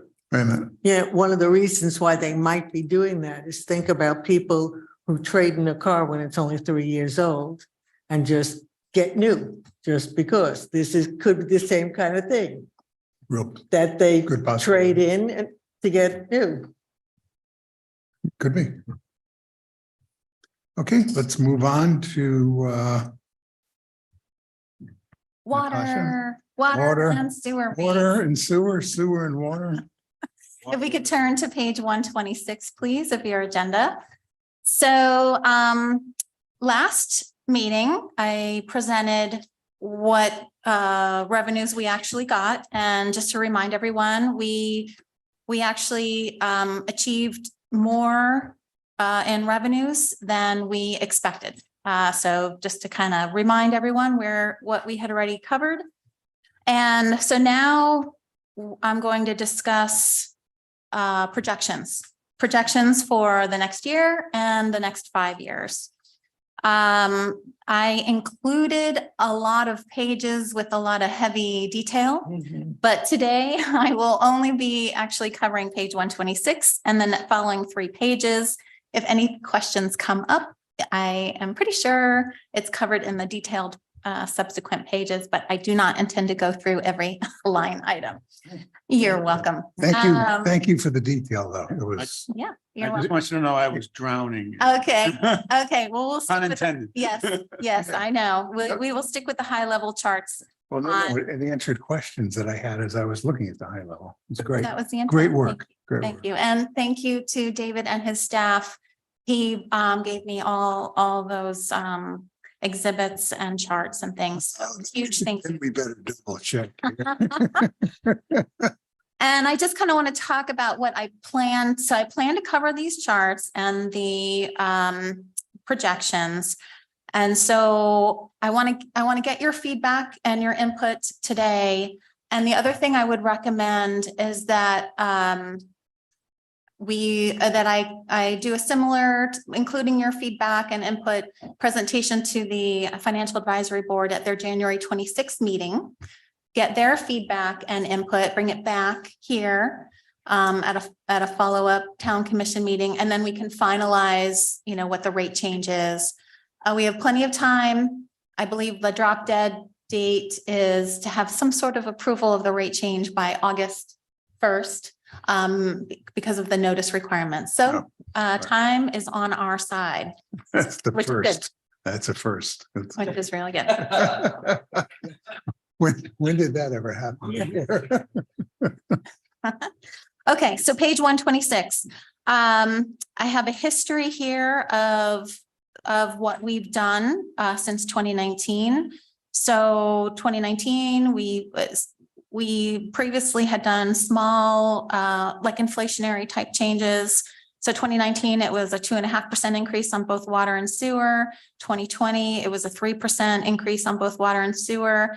At that time is when we had Raftelis come in, do the study.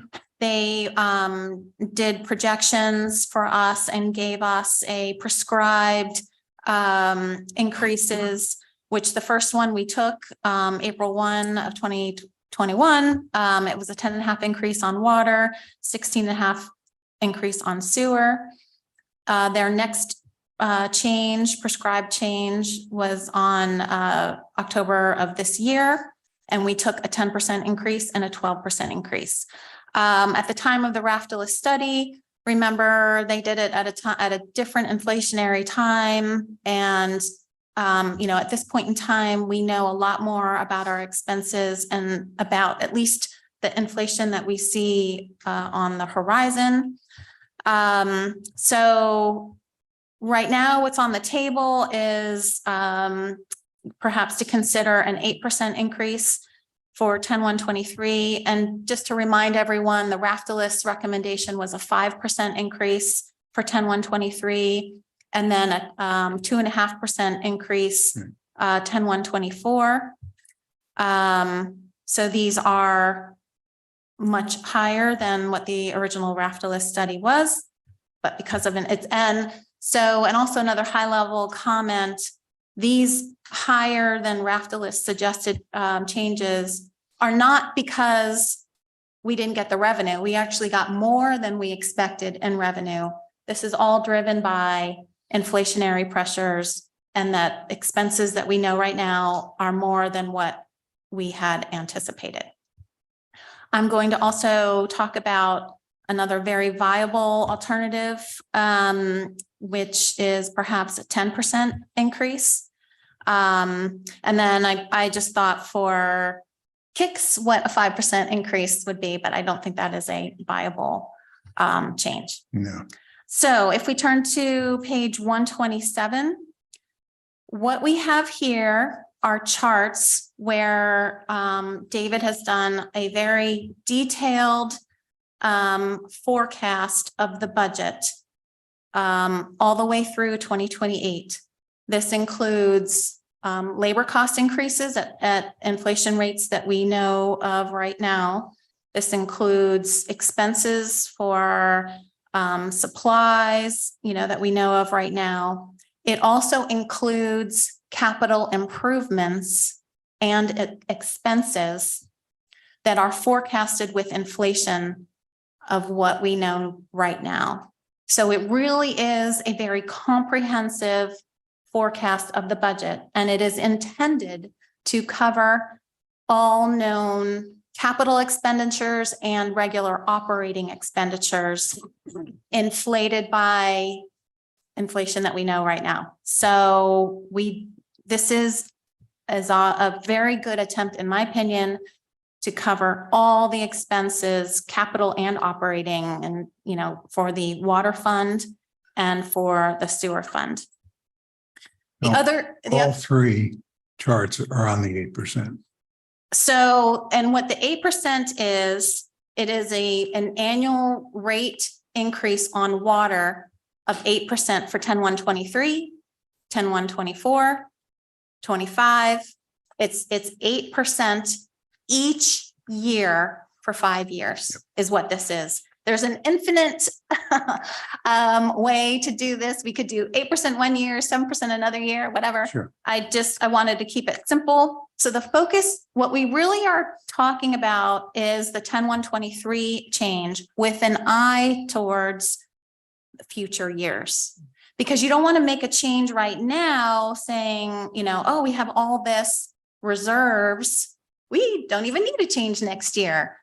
The reason for the forecast is to understand how the change today and, you know, future changes might impact the fund balance for water going forward. So that's why it's so important to do a 5-year forecast and to understand how these rate changes impact the fund balance and operating revenues and expenditures and total expenditures and total revenues. Yep. So these charts are 8% increases for every year for the next 5 years. And that's how the other charts are as well. So when I say a 10% increase, I'm just assuming a 10% increase every single year for the 5 years. And then same with the 5. So, you know, we can play with different magnitude of rate changes each year, but just for argument's sake, I thought it was a little bit so you weren't too deep in all these different options. So I'm going to go through the format of these charts. So the top chart has to do with the blue columns are the fund balance, the reserves. I love talking about reserves. We had just gone through a general fund balance analysis. So so as part of this as well, there is an analysis of what the fund balance should be. And we're going to do it separately for water and for sewer. So this page that we're looking at, page 127, is water fund only. And it's 8% each year increases. So the orange line is what we're calling days of cash. So it's kind of like if we were not to collect any more revenue, how many days of cash do we have? That is the actual days cash using the 8% rate changes. The green line is what I am proposing as the minimum days cash, the minimum fund balance, and it is 150 days. So let's circle back to general fund. So general fund, we have it's basically 120 day. It's 2 months for budget stabilization, 2 months for disaster recovery, and then we have some extra, but the hard minimum for general fund is 120 days. So what we're recommending here for the water fund is 150 days. So it's an additional month. This is also in the Raftelis study, what their recommendation is for minimum fund balance for water fund. So this is consistent with, actually that is where I took it from, is what Raftelis was suggesting is the 150 days. So that's what the green line is. So with projecting the budget out using 8% increases, you can see that we have a lot right now. So fiscal year 2022, we have about a year, 12 months, right? And so we're suggesting that 150 is the right minimum balance. So the reason why that days cash goes down is because we're basically, we do transfer money from the fund balance in order to meet expenditures. The other thing this does is the water fund will be a standalone fund where there will be no more transfers from the general fund as of fiscal year 2024. That is the last year we would do a transfer. So as of fiscal year 2025, water would be a standalone fund which it was the goal when we set out with Raftalis. That is still the same. Water fund will be standalone. So that's the top chart. The middle chart shows how, and I would focus on the green and the red lines, how the total expenditures and total revenues line up. And you can kind of see they are kind of close. And then if we just look at operating revenue and operating expenditures, you can see, so green is the operating revenue and the operating expenses, they cross in fiscal year 2025. And that's what I'm talking about, that water fund is self-sustaining in 2025. So this is what the 8% annual increases look like. So fiscal year 2023 through 2026, we're looking pretty good. The orange days cash is well above the minimum of 150 days, and it gets a little skinny in 2027. And I guess the reason why I ultimately was comfortable with the 8% annual increases, even though fiscal year 2027 looks a little skinny, is that is still 4 years away and things can change. Sure. It still meets the minimum. And if we decide we need more, we can always make the change then, but we still have 3 years or so, 3 or 4 years before we really get that skinny. So, Not that skinny. it's still not that bad, but, anyway, okay. I don't know why you're that concerned. Okay. No, it definitely looks great for 23. I mean, and that's why I wanted to do the forecast, because if you just look at 2023, it seems like we should take a bigger decrease. But the issue is when you forecast it out, then, so this gives you a nice 8% every year, as opposed to an alternative might be take not such a big decrease in 2023, but then you'd have to increase it. You'd be dipping down and then going back up again in order to avoid getting below the minimum. So. Yeah, I hear you, but you're talking about unrestricted here. So Yes. there- Yeah. Yep. We've got restricted above it. You've got 100 and what would that be? 175 days of cash. At what point? In 2027? 27. 27, we 27. basically have 150 days cash Oh. is what we could, because the orange line meets the green line. I'm sorry. Okay. So, no, you're actually days of cash. Yes. A half a year, a little less than a half a year of cash. And Right. Yeah, 150 days. So it's 5 months. Yeah. 5 months of, yeah, I would agree one would like to be in a better shot, but not terrible. right. David, what would an ideal days of cash be? You better say what Just I think he's ideal, gonna say. you know. Again, credit agencies, right? They like a healthy cash. If this was standalone, If this was standalone, I think just because of the size, 150 is very good. I came from a world where I came from a world where it wasn't a very good wastewater infrastructure. So a lot is failing all the time. yeah, And so you need 365 days of cash. You need that because this infrastructure, thank God, has been maintained and we will continue to do so. That's what that's there for, is to So- say, are you concerned? no. No. I think I think that it's I think it's a good plan to work with the excess cash that we currently have and to do projects that we need to get done because, future projects are just going to cost us more money. You know what I mean? And so you have to stay on top and really it's our fiduciary responsibility to make sure that we have a good plan. It doesn't mean that it's going to be 8% every year. Matter of fact, when we go beyond 2028, our debt service really Yeah. drops low. And so that's So, awesome. yeah, So, yeah, it starts to build. again. right. Yeah, exactly. And so, So and is it standalone? Yes and no.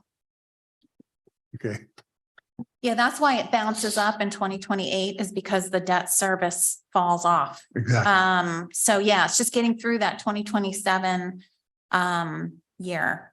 Yeah, I mean, So, I don't see a concern, but you got your hand up.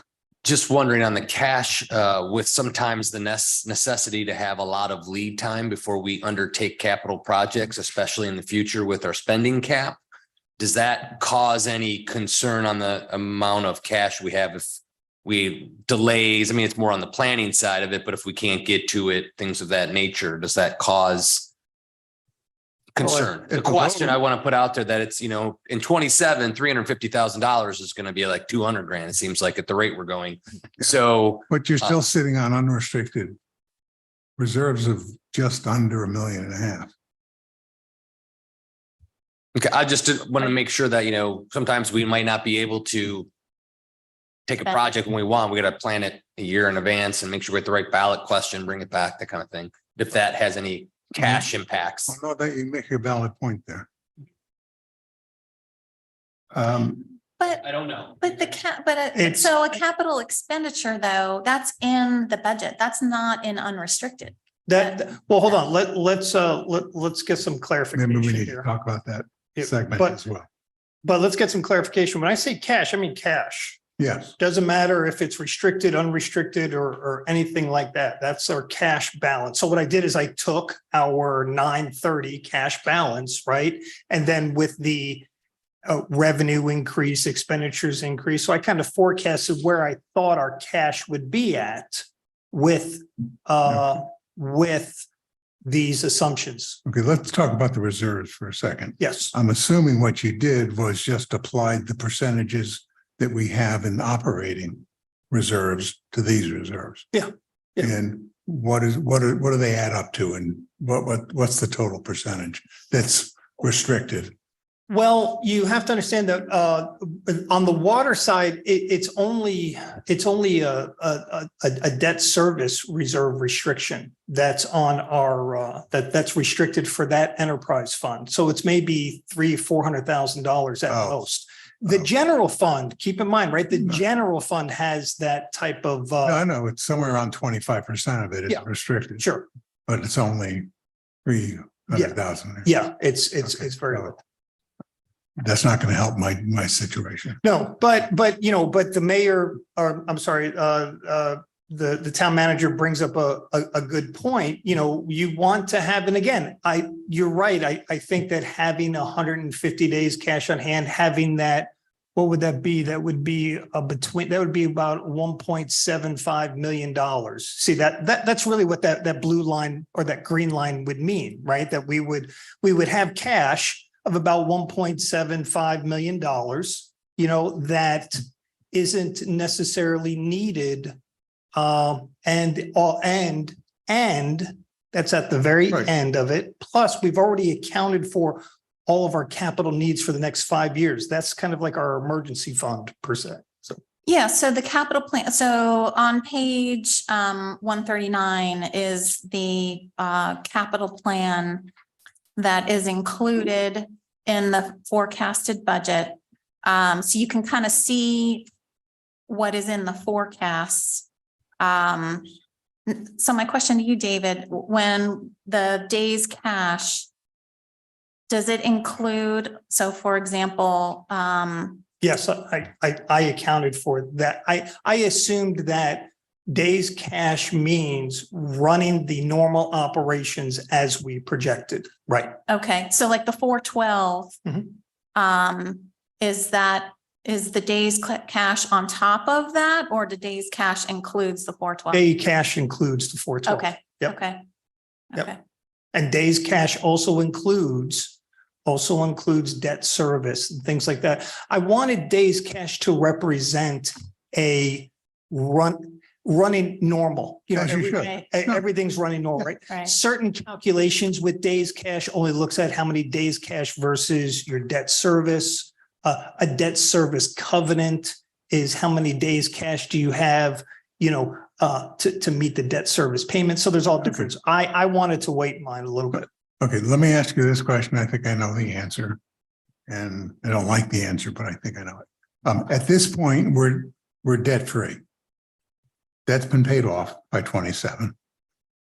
No, so that is actually on page, Yeah, showed it. Wasn't it done by then? it was on page 143. So 143 shows the debt balance. We have like one outstanding note that goes to like 2040, but that debt service obligation will be paid out of the operating budget. It will no longer be on the debt service millage to property tax, but we still have a note beyond 27 that's still out there. So by 2024, water fund is self-sufficient and can pay this debt. Right. But this is the actual debt. The actual debt is Yeah. being made. Okay. I said it wrong. Okay. Thank you. Got it. Yeah. 20. Yeah, see, drops. Yep. So yeah, so Yeah, think about it, right? okay. It drops from $1.5 million a year in debt service to 263. Here's my question. If need be, could water borrow from another segment of the operation? Could we borrow $250,000? I would probably have to get a legal We need opinion on cash. that. But I'm just saying that at the end of the day, a short-term loan between Yeah. one fund to the other, charging a reasonable amount of interest or whatever in an emergency, I don't see why not. I just have to see if there's any issues in our charter or anything like that. I've done it before, but not in the state of Florida. But I used to use fund balance to repave roads through a special assessment district. And it worked out quite well for the community because you took dead money that was, I don't want to say totally dead money, but you're earning next to nothing. And then we could charge a special assessment district 5%. It Well, was really attractive. if we can do that, then I'm totally comfortable with this. Then there's absolutely no risk. So how do we transfer funds now? Well, You're not transferring it, you're borrowing it. no, We are? we Because you're gonna pay it back. Transfer right now, general funds. Well, we now do to pay off. Yes, that's true. We collect it. So why can't we do that? Why is that? At the time, we would decide whether it's temporary or permanent. And that's Yeah. kind of a loan. So it should be able to be done. Yeah, we do it now. It's a loan from the general fund. Well, as a loan. It's not a loan. It's not a loan. I mean, when you're Well, if you can transferring go it. one way, it should be able to it's go a over. kind of loan, right? So you're right, it should be able to be done. Why not? It's not charging. Then there's no problem at all Transfer. Right, being tied at 147 days. right. But even then, like right now, 2023, we have a lot. I mean, it's We got plenty. a lot. It's only gets skinny in 2027. So and that's why we need to do this analysis on an annual basis Yes, so that we can, yeah, needs to be updated. so that we, And keep blowing it yeah. out. So I personally think for 2023, 8% is good. But how it gets skinny on 2027 just underscores how important it is to do this on an annual basis and then revisit, Total agreement. the annual And increases. it also shows that 10% isn't necessary and less than 8 is not good. Yeah. For sure. Well, wasn't it You're- true that You're the- spot on. the Raftellus study was done before all Oh, of the yeah. inflation? That's kicked right. in? Sure, they were. That's right. So I mean, they're not crazy. It's just that things Oh, have for radically sure. changed. For sure. So a Absolutely. question, Yes. if it's okay, the only question I have is, it seems that we can control pricing. We can control how all the elements of water development, to make water. We understand all of that. We know exactly what we need. We've been doing it for years. The only variable that's tough to deal with is the inflation, the cost of all of those items. That's the only thing we have to worry about. And what you're doing is you're projecting out so far as, I'm even thinking, every 6 months, at least initially, we should take a look at this to make sure that we're not off track. But it would seem that it's a great compromise at 8%. I don't think we need to go much higher just for our own comfort, and have an extra cash when we don't need it, because we can then we have options. We can charge more, we can transfer cash, we can take a loan. I mean, there's options, right? Correct. So it's really the 8% Yeah. inflationary number is the killer. Yeah, absolutely. And That's watching what- that now, That drove the bus. that could change radically after November 8th. Yes. Right? I mean, It it could. really could. It's, Right. it's, We could see go- a down it's- or an updraft. no, it's gonna start going down. What is the irrigation utility revenue?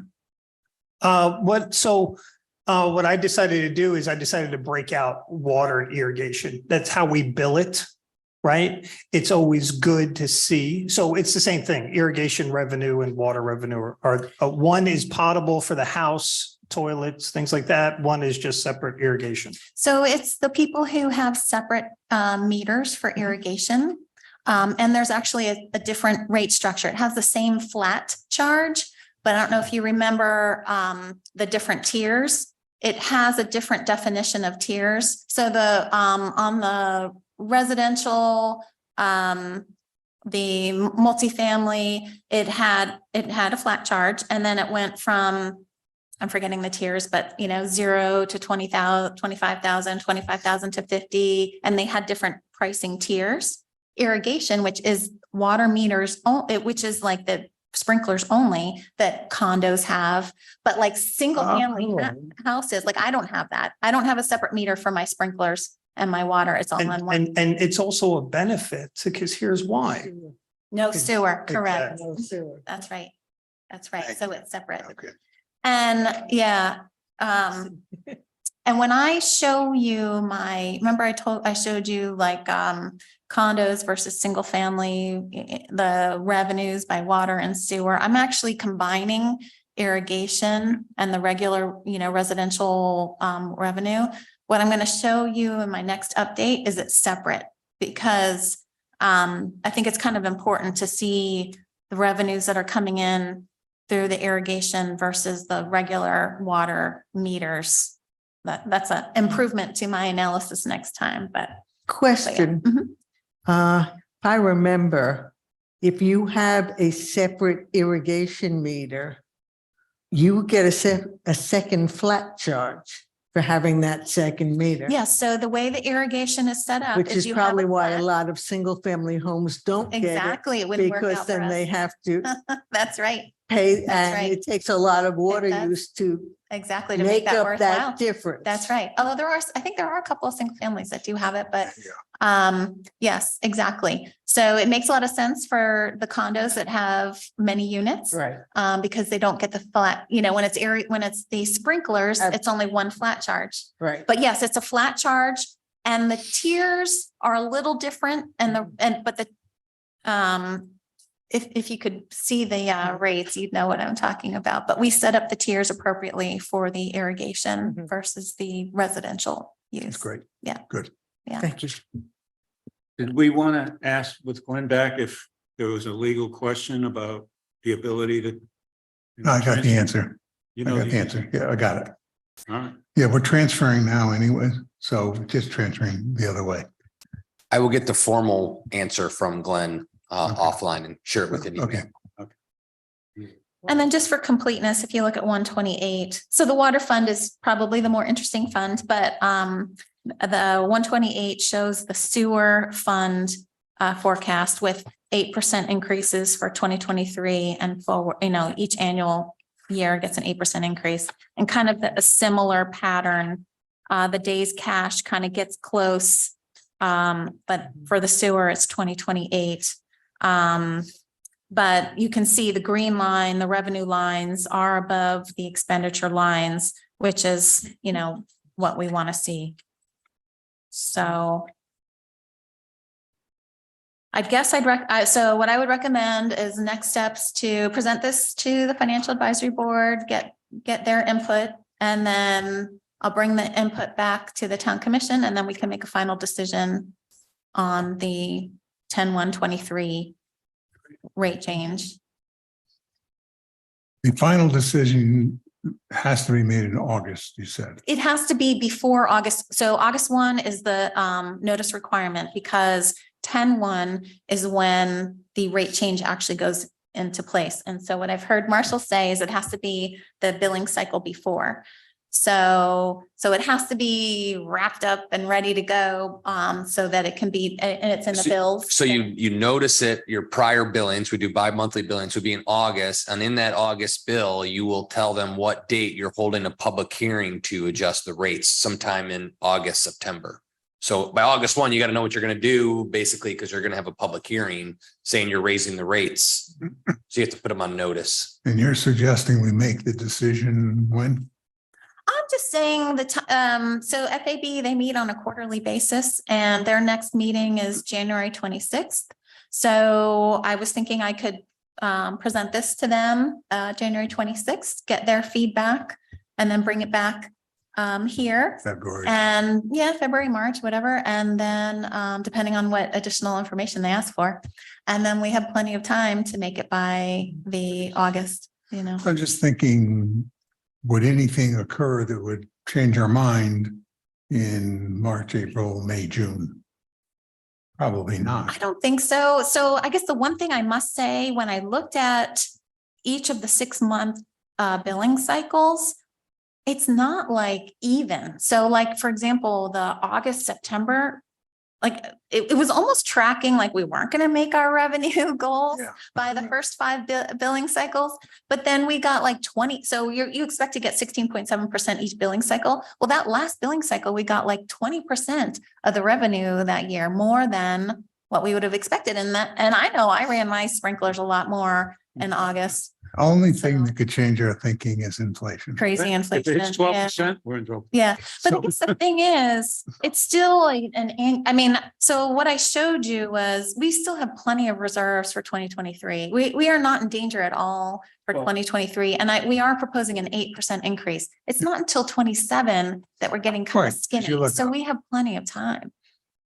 And we also can do a mid-year That's increase right. if we need it. We've That's right. done that in the past. By 27. Nothing says we have to, But if if, inflation goes really nuts. but if we see a decline in inflation and we get comfortable in our minds that inflation is now under control and it's starting to move its way down, and I'm not saying it's going to go from 8.7 down to 2, but if it's rolling down, Mhm. we may not have to be quite so Yeah. aggressive. You can shift That's it. all. So maybe we just hold up making the decision. Mhm. That's all I'm saying. We're ready to go and we'll make the decision later. That's all. Yeah, we could do that. Yeah. That's all. Yeah, and every 2 months, we'll continue to look at the data, Absolutely. the Always watch usage. it.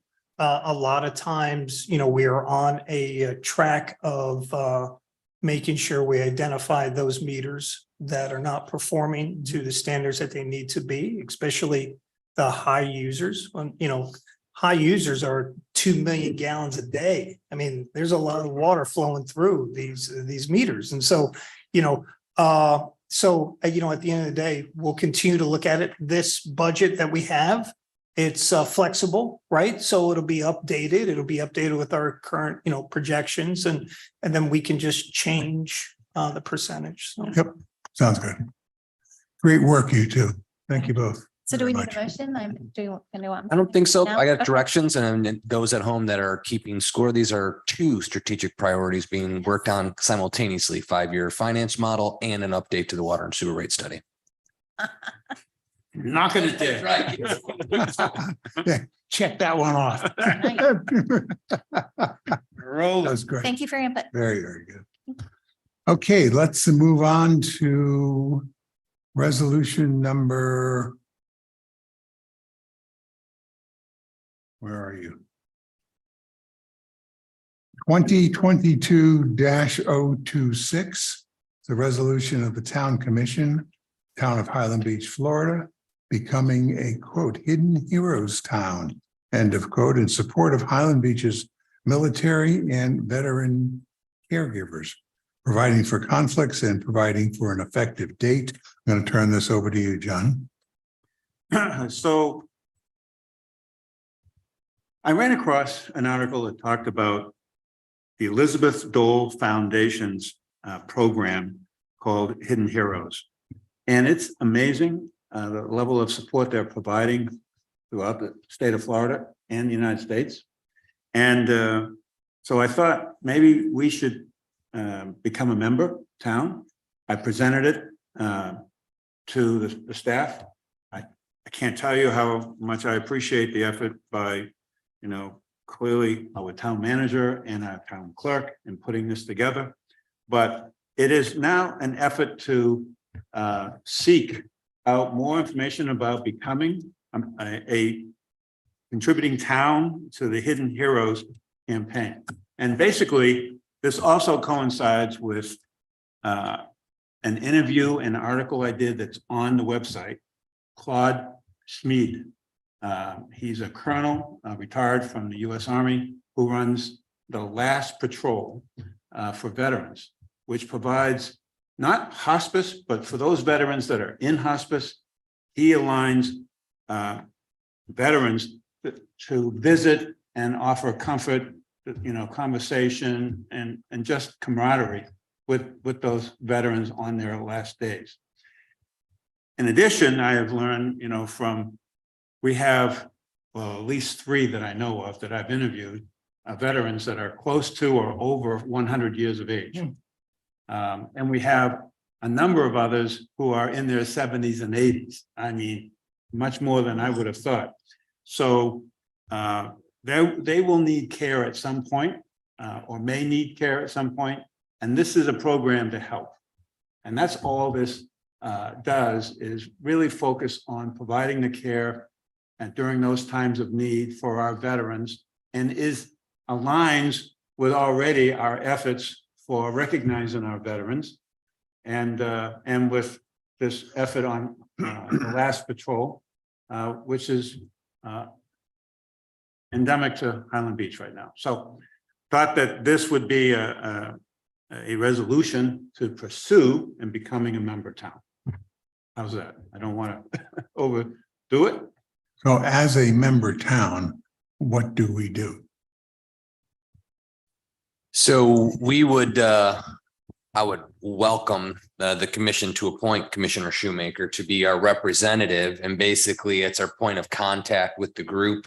And basically we coordinate resources. So there isn't like a huge financial commitment, but there is a commitment to be engaged on a regular basis with the group, reaching out as Commissioner Shoemaker has to our veterans to keep that going. So when somebody needs help, people get lost in the system. This is a quick local point of contact to get the caregivers the help they need to take care of our veterans. So it's a great program. Especially now that we're learning we have so many veterans here in town. So that's great that we could provide that assistance and be that point of contact. So this is how we start. Where we go, we'll find out as we get more engaged and involved with it. And hopefully, I would imagine everybody would want Commissioner Shoemaker to be that point of contact. Oh, yeah. He'll let us know what we need as we move forward. But basically it's just getting those folks in contact, because as what I read from it is the caregivers get kind of forgotten, and there are the day-to-day caregivers for these veterans with all host of issues, natural and unnatural, as we've all read over the years. So it gives us an opportunity to help them out a little bit too. So there's a whole package that has been copied and is available to you on what the program's about. Doesn't cost the town much, if anything. And if it were to cost a few $100 or whatever, I don't know. But again, it's a great way of continuing the extension of support. And then honestly, ultimately, arriving at the memorial that we want for all veterans. So it's all in a line, a strategy in support of our veterans. If you're watching, that there's more help out there for you than you know of. That's terrific. Absolutely terrific. I'm assuming you would accept the role. With honor. Okay, great. He can be our own head of the Department of Veterans Affairs. There you go. That's funny. My buddy used to be a county administrator in California, and they have like these veteran affairs administrators are like part of staff. So now we get our own staff for Veterans Affairs. So this is great. Well, we got a good one. He's the man. Okay, do we need a motion for that? I think we do. Yep. Winelda? On the resolution, we just need to approve resolution 2022-026. I move we approve resolution number 2022-026. Second. All in favor? Aye. And then if we could follow up with a quick voice call resolution appointing Commissioner Shoemaker to be the point of contact for Hidden Heroes. I move that we appoint Commissioner Shoemaker to be our contact for Hidden Heroes. Second. All in favor? Aye. Okay. Let's move on now to resolution number 2022-027. That's on page 167. Resolution of the Town Commission of the Town of Highland Beach, Florida, amending resolution number 2022-020, which appropriated funds for the 2022-2023 fiscal year budget and providing for an effective date. Yes, thank you, Mr. Mayor. You're welcome. That item there along with C go together. So basically we have a item C, which is the next thing you'll be voting on, will be for I guess a sodium thank you, tank. And so at the end of the day, it should have been included in this year's budget. Yeah, it's for that damn water plant. Yes, exactly. So basically what happens is it should have been included in this year's budget, but since it was not encumbered. And so what does encumbered mean? Encumbered means that we have a contract and that we shielded the money. Once things get encumbered, then they get to roll forward. Okay. But if I don't have an encumbrance, right, it doesn't get to roll forward. And it needed to be budgeted for this year. So this budget amendment just takes it out of the water systems reserves and puts it into this year's budget for this project for $69,900. So if we do that, how's it going to affect our days of cash? Oh, well, your days of cash obviously would go down because you're gonna have less cash, so, but we're still healthy. Okay, we need a motion. I move we accept resolution number 2022-027. Second. All in favor? Aye. Okay, we'll move on to item C, which is on page 172. Consideration to approve and authorize the mayor to execute an agreement with Odyssey Manufacturing Company in the amount of $69,900 to furnish and replace the sodium hypochlorite tank in accordance with the invitation to bid number 22003.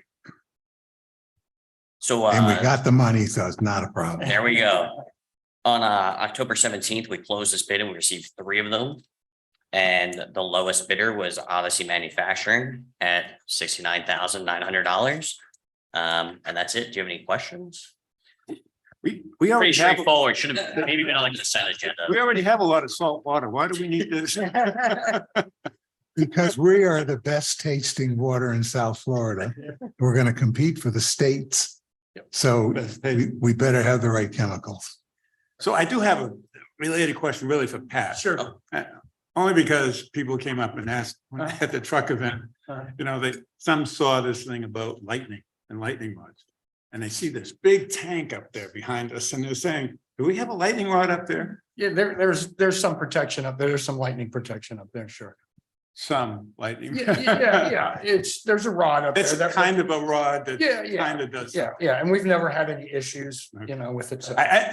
I was also brought to my attention that they had, and the police antenna communications tower was hit by lightning and wiped it out. Wow. And that was in Boca. So I was like, oh, okay.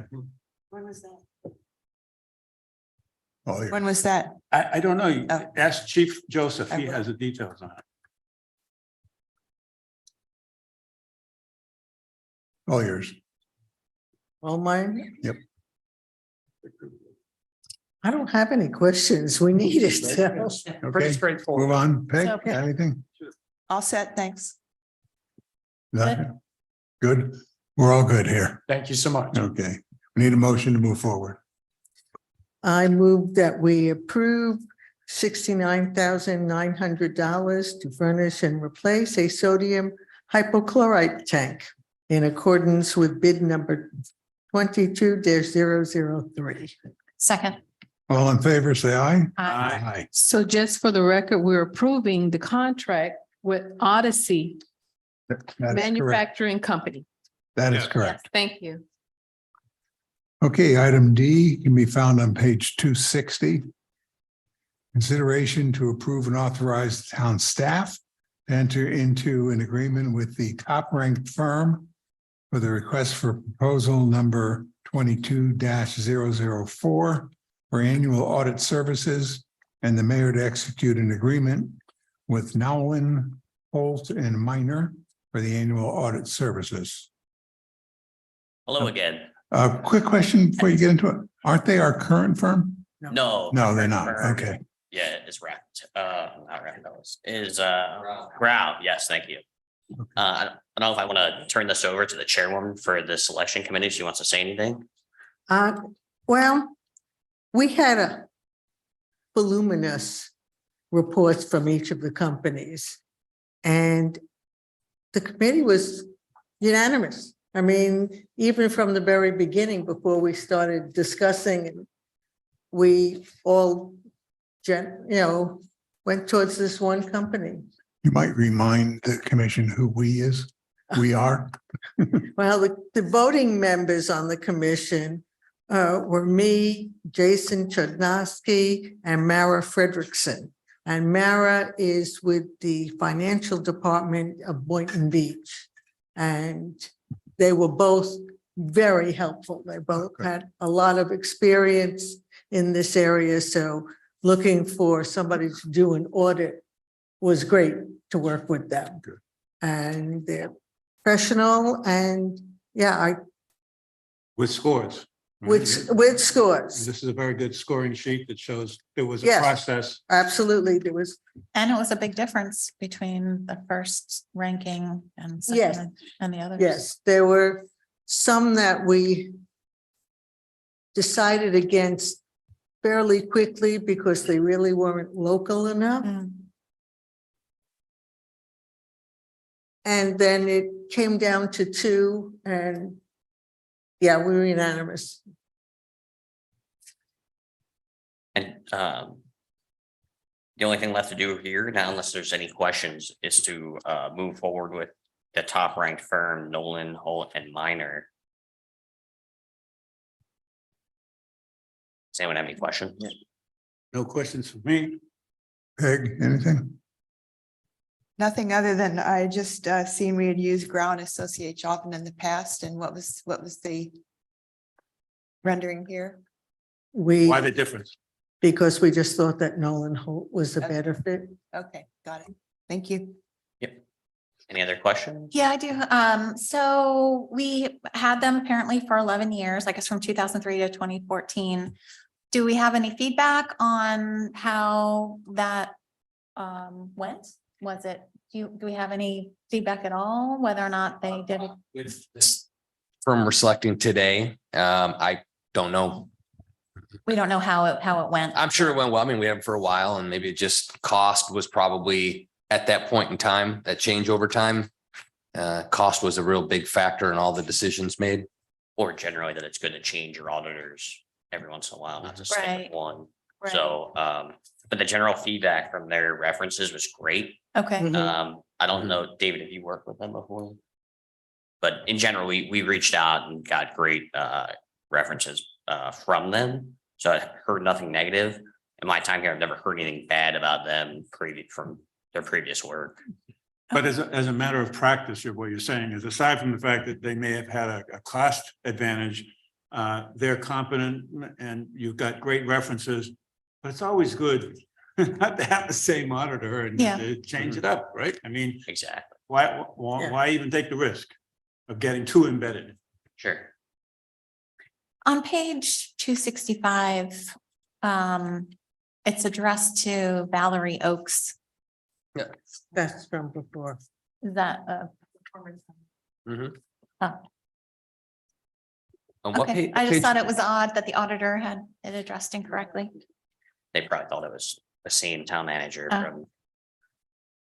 Yeah, page 265, yeah. I'm good. I mean, I was impressed by how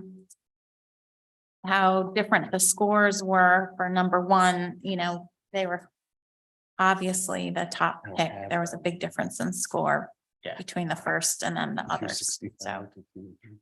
so I'm good. I'm good. Thank you. Thank you. Need a motion? Do we need a motion? I move that we authorize the town to enter into an agreement with the audit firm of Nolan, Holt and Minor in for RFP number 22-004 for annual audit services. Second. All in favor? Aye. Well done, by the way, sir. Well done. Thank you. Yeah, appreciate you taking everybody through it all and getting them all in, keeping everybody on the right path as they went through it. Okay, on to item E, can be found on page 321. Consideration to approve and authorize the mayor to execute the vote processing equipment use in an elections services agreement with Palm Beach County Supervisor of Elections Office and an estimated amount of $15,667.52 for the town's 2023 municipal general election on Tuesday, March 14th, 2023. Anybody have any comments or questions? The 50% drives me crazy. And it's estimated. It's- You gotta be kidding me. Any questions? No, we have to do this every year. Yep. This is, Anybody have any questions? Any comments there? I just want to mention that I will be bringing an item before commission to select the canvassing board members for the municipality for March 23 election. Every time you have to do that. Yes, because we're maintaining our own municipal canvassing board. Yep. Okay, if there's no discussion, we need a motion. okay, I move that we authorize the payment for voting processing equipment and election services. Second. All in favor? Aye. Aye. Okay, we're on to the approval of the minutes from October 18th. They can be found on page 324. Anybody have any changes, issues on the minutes? I see you reaching. Yes, sir. My number one job is proofreading. Now, wait, let me find my spot here. What page did they start on there? 324. Sorry, I've got off pages. Darn. A lot of order here today.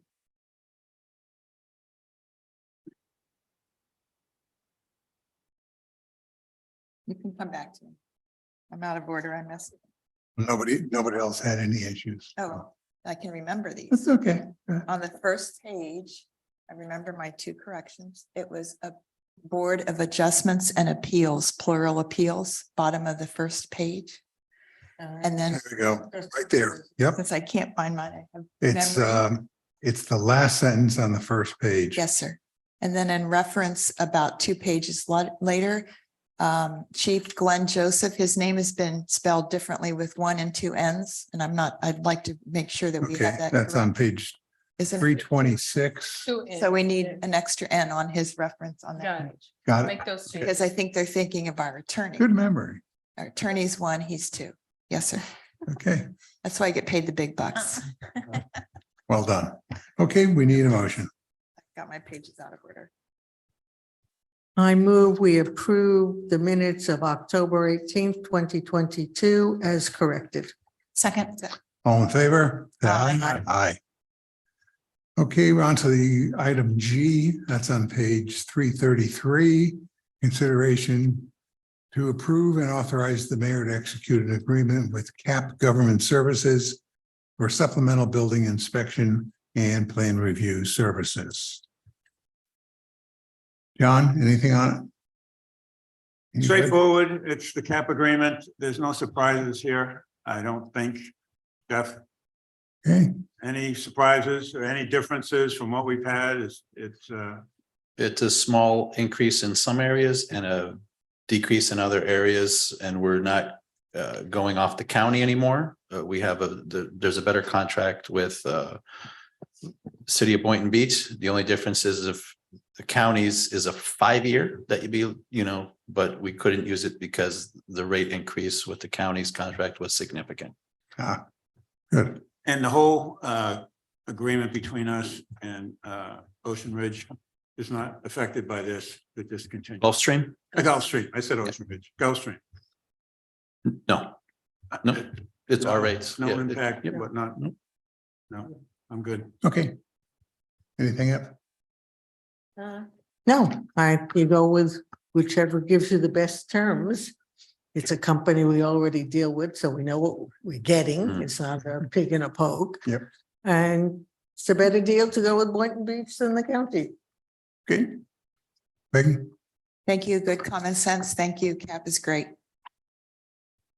Nothing for me. Sounds good. Okay, good to go. Need a motion. Okay.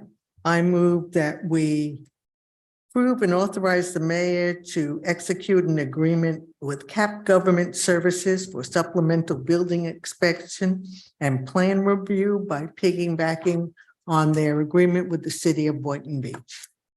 Second. All in favor? Aye. Aye. Aye. Okay, we are on to commission comments. Jeff, did I ask you to come back? Not so fast, my Almost friend. got away. I do have a question for you, Jeff. If you could step up, I'd appreciate it. Could you give us an update again on Gulfstream? How that's going? So far, Gulfstream is going outstanding. We are really ramping up on the amount of permits we issue. It's significantly less than what we issue here. We are doing less inspections than we are here by a lot. But they actually carried us this month financially because they had 2 big single family homes that hit at the same time. So financially, they might have more than 50% of our revenue for the month of October. So That's yeah. outstanding. Yeah. I'll have to admit, at the truck event again, I was asked about it and is it really a good deal and all that? I'm still holding to your comment that we're now down to 3 days on permits once the paperwork is submitted correctly. that is correct. Once the paperwork is in correctly from And the we're still contract. holding the 3 days, right? Yeah, we're still in that range. That's great. That is Yeah. great news because I know that the town manager has mentioned more than once how find another town in South Florida. Good luck. Good luck with that. Yeah, good luck with that. All right. All right. Question number 2. Certification. Renovations. We have a lot of condos and single family homes going through major renovations right now. And I mentioned this to you briefly. I worry that some of the renovations are being done without a permit. Now, I know we have code enforcement, but code enforcement is hard for them to trip up on someone who is doing renovations without telling anyone to get away with paying a permit fee. Can you comment about that? Well, we're never going to catch 100% of the people who work without a permit in the town. That's unreasonable, but we do, since we're a small town, we do a really good job with it, especially in the area where we have single family homes. The condos, we really rely on having a high quality manager. That's really what it comes down to. And all condos, not all condo managers are the same. Not all condo boards task their managers with the same attitude. So we are as proactive as we can be. We create relationships with the maintenance staff in some of them, the condos, but we do the best that we can in order to make sure that you know, people aren't pulling permits just to pay a fee. They're pulling permits so that we can perform inspections to make sure that the work is done safely to the minimum standards required by law. Well, again, and then my suggestion is property managers, where they're professional property managers by a management service company, you know, they have their own rules and regulations, and I think they're less likely to try and play that kind of a game. Where you get into the private managers owned or hired by the condo itself, they may try and fudge a little bit. But I think it comes back to your relationship by code enforcement with the property managers, private or professional, to adhere to the rules, because as I understand it, if we catch them, they're going to pay the price. Can you just, again, for the record, what it means when somebody is deliberately not getting a permit and you find the work is being done, and whether it has safety issues or not, especially electrical, right? No, we have a 2.5 times the permit fee. And if we have repeat violations in the same condo, I make it a point, and I've done this before, where I go and pay the manager a visit and remind them that they have a CAM license in order to do their job, and that they're putting it at risk if they're not going to do their job. So I've had this conversation before with What kind of license? a CAM. Community, association management. Oh, yeah. They have, so they have a CAM license with DBP&R, the Department of Business and Professional Regulation with the state of Florida. And when we do have repeat violations, I make a site visit with the code compliance officer, and we sit down and I kind of remind them what their role is. And I'm a little proactive about this, because high rises to me are very risky. Mid rises, high rises are you know, there's more at risk. If you're in a single family home, your house catches on fire, you have to worry about you and your family. It happens in a condo, you have to worry about everybody above you, below you, and beside you. And we talked briefly about the level of communication between you and the fire chief, because he has to do those annual inspections. And since they're being done free of charge now, not in the past, like Delray used to really stick it to us with the fees. Not yet. Not yet. Well, Yeah. in the future, as we go online, then that's a level of communication that can backstop you. Yeah, before he was even hired, and when he was as a consultant, Chief Glenn Joseph and myself had already developed a pretty good relationship. We actually worked together on the fire codes for the ordinances that were put in advance. That's already in play, but it's not officially enacted until we have our own fire department. And I'm working very closely right now with Delray, because outside of the situation that we have, the plans examiner and especially the new inspector that they have here from Delray is absolutely outstanding to work with. And I wish he would work for us. Well, thank you. I appreciate your comments. You're doing a great job. Thank you. Other points I would like to say, honestly, is the truck event was huge. It was great. It's now our 4th one that we've done, right? Probably. And really, I got a lot of feedback. Now, I will also say, it was a big difference for me because I was wearing the shirt that said I was a commissioner. So people would come to me, which didn't happen. I'd have to go and strike up conversations, but with that shirt on, I found that was amazing how many people would come up and, oh, you're a commissioner here. Let me ask you, boom, boom, boom. And it went very, very well. I was just exhausted by the end of the night. The vets we've talked about, Veterans Day, Friday, the day before, I'm coordinating a breakfast for the veterans here, and we'll see how that goes. I'm looking forward to it. I'm picking up where we had to stop for the summer. I also see all the decorations up for Giselle. So you got a master's degree, and that's great news. So now we have a staff that it's got to be the highest education level of academics of all the small towns in Florida, right? You're all masters. I mean, it's amazing. Congratulations. And of course, I guess my last comment, Peggy, what a campaign you're running. I mean, I'm seeing more of you on TV than I do here at the dais, right? You're on all the time. It's unbelievable. I certainly wish you the best. I mean, you obviously have helped make this team work really well together. And now given, and you've always been able to give us a perspective from the past of all the things that we've had to deal with in the past and the history of it. But given we've had difficulties with our commissions over time, this commission, I think, with your teamwork, has really helped this commission be effective and professional. And I wish you the very best. And I voted for you.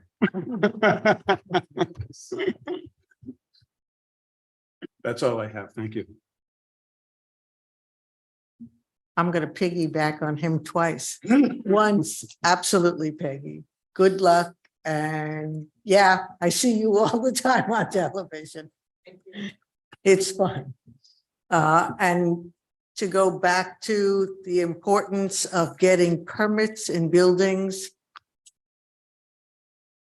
Well, I know in my building, you cannot work in that building without registering with the office and without giving your license and your insurance information. And you absolutely must get permits to do the work, or the building will shut you down. Never mind the building department. My building will do it. But I do understand where sometimes in a building, they might not want to make people pay more, but it's a foolish economy, because if there is a fire, and most of the buildings in this town are a little older, and the wiring has been tampered with over the years when people have done renovations and things have been hooked in ways that you would not think possible. It's really important to get those inspections in to make sure that you're not endangering yourself or somebody else. And otherwise, I'm good. Miss Peggy. Got some fun news. League of Cities general membership last week. Glenn was there. I'll copy the commission on this, but it was quite an entertaining meeting in terms of a review of some of the recent decisions in the state that may or may not impact us. One is that the plaintiff in the Ocean Ridge lawsuit regarding public records, which made national news, the plaintiff could not recover his fees for years of FOIA's Freedom of Information, which affects us in terms of people making what some allege are excessive requests. Secondly, a case citing a Michigan statute which gave protection to a large historical tree, and the judge rendered the verdict in the form of Joyce Kilmer's poem. I think I shall never see a lawsuit that involved a tree. It's very clever. You may want to look it up, or Glenn could recite it for us at no extra charge. Then it was discussed that if this cybersecurity was the presentation by the League of Cities, and it was discussed that grants are available through today, which I forwarded to Marshall, for cybersecurity for those towns who needed it, and that the state had adopted an ordinance whereby we will not pay ransom to terrorists holding our records hostage, similar to when medical malpractice was reduced as not being required. If you didn't have insurance, you don't get sued. You look up who has the most insurance, bingo, sue that guy. So that was an interesting observation, and it was packed membership held up in the Jupiter area, Jupiter, North Palm Beach.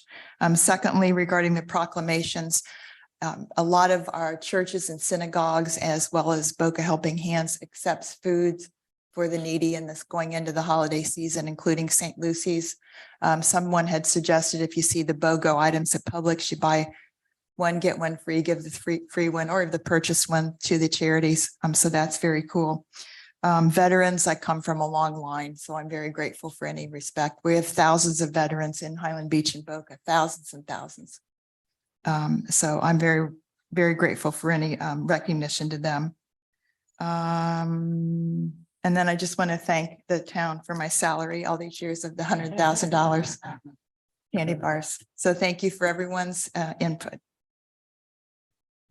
Yeah, I just wanted to echo what everyone said. Thank you, Peg, for all the contributions that you've made. It's been really nice working alongside you, and I feel like I've learned a lot, and I wish I could download all your information. All that history is just so valuable. So you always make sure that we don't make the same mistake again, and I think that is extremely valuable.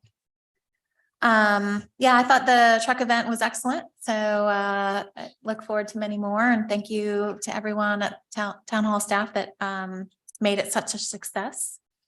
So I saw that the town sign design concept was included in the news flash, but I think we should have its own emails. Because I don't know that it's on top of mind at all. So, and I think we probably need to do it. I don't know. I guess I was thinking every 2 weeks. I don't know. I don't know what's the right frequency. When we first started talking about this was like a long ways away, but we're getting kind of close now. So I don't know what you think about having its own standalone email. What's the deadline? It's February 10th. February 10th. I think we made a mistake. I think we gave it far too much time. Because people don't do anything until close to the end. And it's really hard to keep attention on something that long time period. So I think we ought to do one of two things. Either we ought to cancel the February date and move it back, or not really do a whole lot until maybe 60 days ahead of the February date, So or 90 days ahead of it. Because whatever we do now, unless we've gotten a bunch of them in, and I just don't know that, we're just not going to keep people's enthusiasm up that long. So whatever we do, it's going to be, I think it's going to just fall through the cracks. I think we almost are within 90 days, right? Because February 10th. Well, So there you go. that's why I'm recommending, I think this is the time now to kind of kick it up as far as reminders go. Well, you might be right. It is So, close enough. and then with the holidays too, we're kind of competing with the holiday and we're competing with politicians, right? So maybe it should go out after election day, Oh, after for the sure. 8th. After election. Um, Why don't we that pick like could the be one. 15th-ish, right. start it? Have we gotten anything in at all? For submission. Oh, okay. Okay, well, at least we got something. If we could do something visual. I'm not suggesting we show those. Wouldn't be fair. But Right now, the email blast includes the current sign. It shows the current sign and. Show them something they don't want to see and say, if you don't give us submissions, this is what we're gonna do. yeah, I mean, maybe we show a bunch of signs, you know, to get them thinking, you know. I'm just worried it's just an email, you know, it's just easily. So when's our next truck event? I do something. Look to at get that it going. segue. I thought that the booths at the truck event were really helpful. Like, I think that, like, I was able to say, oh, look at the renderings for the fire department. You know, I guess I'm thinking, depending on what the timing of, I imagine we're gonna have at least one more truck event before February 10th. Okay. So we could have a booth. here's the segue. Okay. I don't want to take your time, so I'm going to give it back to you when we're done. But about food truck events. It was absolutely fabulous. And only a small town can pull one of those things off. And I think our small town is super exceptional. People mixed, people had a great time. A few people asked me, well, what are you going to do for Light Up the Lights? I think we ought to have another food truck event and light up the lights at the food truck event. With the trolleys, you know, just having all the staff there, having everybody there, everybody mixing. For the holidays, it'd be that much better. We can light the lights at the holiday, and we ought to have some kind of a booth with maybe a big backdrop filled with signs ugly signs. As ugly as we can get them. And, you know, the message is, do you want one of these? Or do you want to, let's get going here, you know, you still got 6 weeks or whatever. We have fun with it is what I'm saying. Okay? And that'll probably get people to visuals, we gotta have visuals, okay? And then we can start bombarding them with Yeah. emails and stuff. Yeah, more frequent. Yes. So do I have commission support to schedule another food truck event? Yes. All for it, everybody's shaking their head. Okay. Yeah. And a banner that says ugly town signs. Now, here's it. Ugly. Or you can say, Maybe we should get ugly shirts. boy, This could be your sign. Yeah. Or don't let this be your sign. I have a suggestion. I don't know how you're gonna pull it. Christmas sweaters. We need more trucks. But yeah, we will. That was an exceptional turnout. We Yeah. were not expecting, usually we get about 100, 125. We're up over 300 now. Wow. I talked to Troy's because everybody seems to just go after them. So I said, you know, plan on coming back, but more food. You got to have more. This is not a pedestrian event. These folks like the barbecue. So you're going to have to be prepared for it. So yeah, I think we will have to get some more food trucks. You know, figure some way to shoehorn them in. We could fit one more in there. Cause I mean, we had, you know, 3 regular food and then a 4th. So we can get somebody in there. Yeah. Yeah, we can close A1A too. I mean, we could move it. No. Trying to think where we could put them other places, but you know, we could squeeze some more food Well, trucks. it's beautiful having it in front of the town Yes. hall. I think that's part of the whole deal.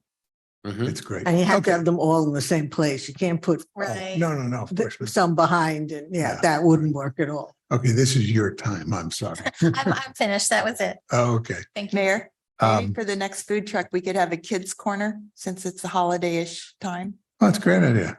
Get some little arts and crafts or whatever. we Sure. have lying Why around. not? I could probably donate some things. For sure. That is a good idea. There were a lot Okay. of children there this time. I Yeah. noticed and it could keep busy. Peggy, What? like everybody else, it has been a real pleasure working with you, knowing you, being your friend. I mean, you're my friend, but I don't want to lose you. So you're going to win. There's no question about that. Don't be a stranger here.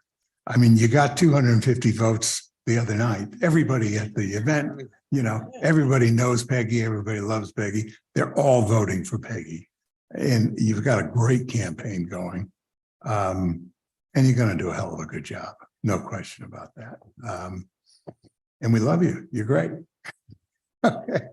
So we're So, not looking forward to working with you for the next few years because you won't be here. I'm You'll be no, up in it's- Tallahassee. only gone 2 months. this is the real definition Got of my of house. bittersweet. You know, we're going to gain with you being up there, but we're really going to miss you.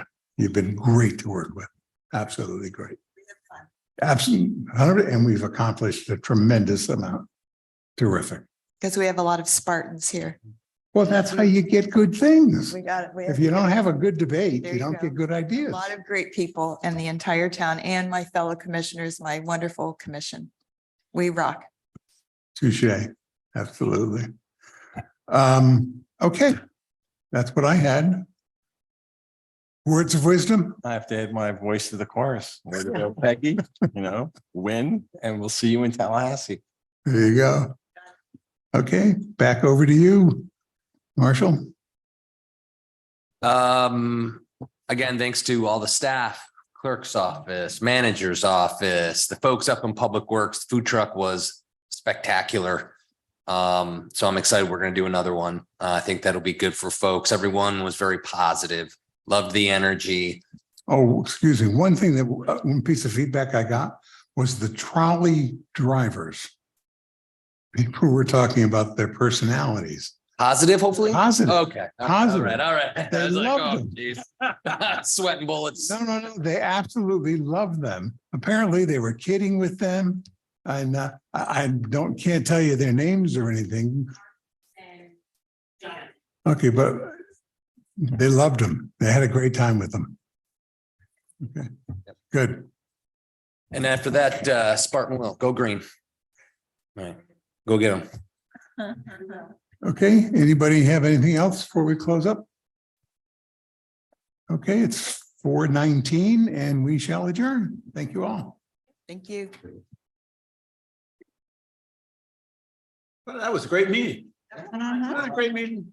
For as long as the agenda was, it went. Yeah.